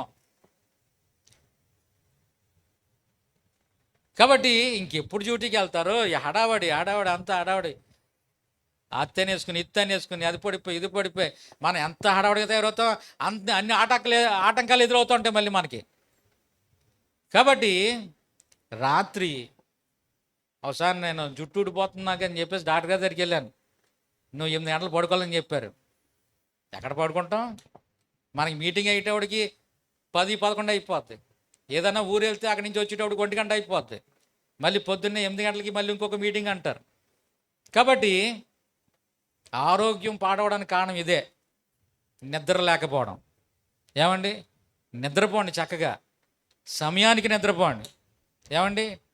మనకి కరెంటు బిల్లు కూడా కలిసి వస్తుంది. ఎందుకంటే 10, 11 వరకు 12 గంటల వరకు ఉంటే లైట్లు వేసుకోవాలి. లైట్లు వేసుకుంటే అవుద్దా లేదా? కాబట్టి మరి 8 గంటలు గుడ్ స్లీప్, మంచిగా పడుకుంటే ఆరోగ్యం ఉంటుంది శరీరానికి. ఏమండి? మిగతా 8 గంటలు నీ పర్సనల్ సెల్ఫ్ కోసం. ఆ సెల్ఫ్లో 3 ఎఫ్లు చేయాలంట, 3 హెచ్లు చేయాలంట, 3 ఎస్లు చేయాలంట. ఏంటది 3 ఎఫ్లో? ఫ్యామిలీ కొరకు ఆ 8 గంటల్లో కొంత సమయం గడపాలి. కొంతమంది ఇంకా పని అంటారు, ఫ్యామిలీని పట్టించుకోరు కదండి. ఫ్యామిలీ టైం కూడా ఉంది. అలాగే ఫ్రెండ్స్ కూడా మనకు కావాలి. ఫ్రెండ్స్తో గడిపే సమయం ఉంటుంది. కొంతమంది 24 గంటలు దానికి ఫ్రెండ్స్ కోసమే కేటాయించేస్తారు. అది రాంగ్. కాబట్టి ఫ్రెండ్స్ కోసం ఖర్చు పెట్టాలి, దానికి కొంత సమయం కేటాయించాలి. రెండవది ఫెయిత్, అంటే మనం నమ్ముకున్నటువంటి దేవుని కొరకు ఏమండి కూటాలని, వాక్యం అని, ప్రార్థనని. మనం టైం లేదని అంటే ఎందుకు టైం లేదు? టైం కేటాయించాలి ఖచ్చితంగా. వాక్యం కొరకు కేటాయించాలి, ప్రార్థన కొరకు కేటాయించాలి, ఏదైనా మీటింగ్ జరుగుతుందంటే ఆ మీటింగ్కి రావడానికి కేటాయించాలి. అప్పుడే మన ఆధ్యాత్మిక జీవితం కూడా దీవెనకరంగా ఉంటుంది. ఏమండి, ఫ్యామిలీ 3 F'లు ఏంటంటే ఫ్యామిలీ, ఫ్రెండ్స్, ఫెయిత్. తర్వాత 3 H'లు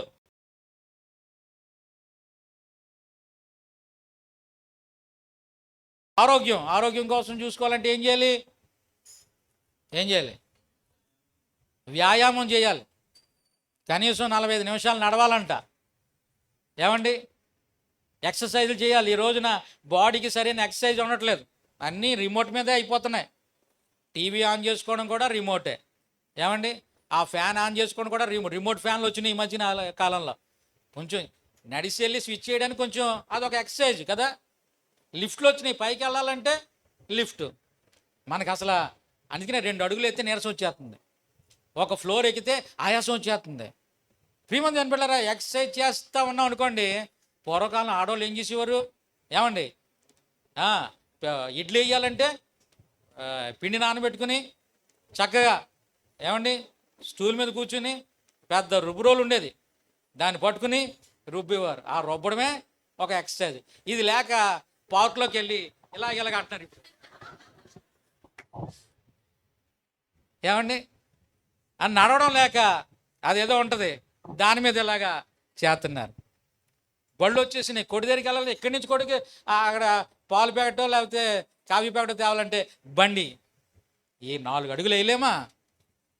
కాబట్టి బాడీకి అసలు ఎక్సర్సైజ్ ఉండట్లేదు. ఇది అందరికీనే. కాబట్టి ప్రియమంది ఏంటంటే సమయం వచ్చింది, సందర్భం వచ్చింది కాబట్టి ఏమండి, సమయ పాలనలో హెల్త్ కోసం చూసుకోవాలి. మన హెల్త్ కోసం, ఆరోగ్యానికి ఏమండి ఎక్సర్సైజెస్ చిన్నవి. ఏమండి, లిఫ్ట్ ఉంది, స్టెప్స్ కూడా ఉన్నాయి, స్టెప్స్ యూజ్ చేయడానికి ప్రయత్నం చేయాలి. అలాగే రిమోట్ ఉంది, అక్కడ వెళ్ళవలసింది స్విచ్ ఉంది, స్విచ్ చేయడానికి ప్రయత్నం చేయండి. బండి ఉంది దగ్గరే కాబట్టి నడిచి వెళ్ళడానికి ప్రయత్నం చేయండి. కాబట్టి ఈ విధంగా ఎక్సర్సైజ్ ఉంటే బాడీ హెల్త్గా ఉంటుంది. హ్యాబిట్స్ ఏమండి, కొంతమందికి పాటలు పాడే హ్యాబిట్ ఉంటుంది, వాయిద్యాలు వాయించే హ్యాబిట్ ఉంటుంది. దీనికోసం కూడా మీరు ప్రాక్టీస్ చేయాలి. హ్యాబిట్స్ లేదా హాబీ ఏమండి, వాటి కోసం మీరు సమయాన్ని కొంత కేటాయించాలి. మూడోది ఏంటిది? హైజీన్ అంటే శుభ్రత. ఏమండి, మన ఇల్లు శుభ్రం పెట్టు, మన ఒళ్ళు శుభ్రం చేసుకోవడం. లేకపోతే ఏమండి, మన అందరి ఇంట్లోనూ ఒక చైర్ ఉంటుంది, కానీ ఆ చైర్లో బట్టలు ఉంటాయి కదండి. అందరి ఇంట్లోనూ డైనింగ్ టేబుల్ ఉంటుంది, కానీ ఆ డైనింగ్ టేబుల్ మీద తినరు, మంచం మీద తింటారు. కారణం ఏంటంటే అక్కడ అవన్నీ పరిచేసి ఉంటాయి, ఇంకా కూర్చోడానికి అక్కడ ప్లేస్ ఉంటుంది. ఆ వంట చేసేటువంటి ఆ స్టవ్ ఎలా ఉందో ఒకసారి మీరు చూసుకోండి. లేకపోతే మీరు చెప్పే అందరి ఇంట్లోనూ ఒక అలమార ఉంటుంది వంటగదిలో, ఎక్కడి నుంచి తీసామో అక్కడ పెట్టాలి. కొంతమంది తీస్తారు, వేరే చోట పెడతారు. ఇంకా దాన్ని ఎత్తుక్కోవడంలో అది దొరకకపోతే టెన్షన్ వచ్చేసి, కోపం వచ్చేసి వాళ్ళ మీద అరిసేయడం. ఏమండి, ఎక్కడిదో అక్కడ పెట్టామనుకోండి పీస్ఫుల్గా ఉంటుంది. బాత్రూమ్స్ ఎలా ఉంటాయి?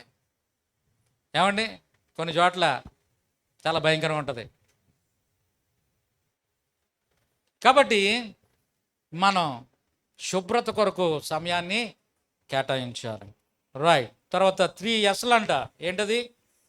Soul, service, smile. ఏమండి, కొంచెం నవ్వడానికి కూడా సమయం కేటాయించాలి. ఎప్పుడు సీరియస్గా కాకుండా కొన్నిసార్లు నవ్వుకోవడానికి కూడా సమయాన్ని మనం పెట్టుకోవాలి. సర్వీస్, సహాయం చేయడానికి, పరిచర్య చేయడానికి మనం సమయాన్ని ఉపయోగించాలి. కాబట్టి ఈ విధంగా మన సమయాన్ని మనం సద్వినియోగం చేసుకోవాల్సినటువంటి వారు ఉన్నాం. 8+8+8 రూల్ ఇది. కాబట్టి దేవుని యొక్క వాక్యంలో కూడా సమయం సద్వినియోగం చేసుకున్నటువంటి వాడు జ్ఞాని అని ఎంచబడుతున్నాడు. ఆ విధంగా ఈ అంచె దినాల్లో, దుర్దినాల్లో మన సమయాన్ని సద్వినియోగం చేసుకుంటూ దేవునిలో మనం ముందుకు సాగిపోదాం, ఆత్మీయంగా బలపడదాం. దేవుడి మాటలు మన వినికిడిలో దీవించునుగాక. ఆమెన్. ప్రార్థన. ప్రభువా, నీ వందనాలు. నీ వాక్యాన్ని మేము ధ్యానం చేశాం ప్రభా. ఇదిగో తండ్రి, నీ వాక్యంలో ఉన్నటువంటి ఆ శ్రేష్టమైన సంగతులు మా హృదయాల్లో ప్రభా అవి హత్తుకొనున్నట్లుగా సహాయం చేయండి, కృప చూపించండి, మేలు చేయండి. యేసు నామములో ప్రార్థించి వేడుకొంచున్నాం తండ్రి, ఆమెన్, ఆమెన్. రైట్, దేవునికి మహిమ కలుగును గాక. హల్లెలూయా. రైట్, ప్రకటన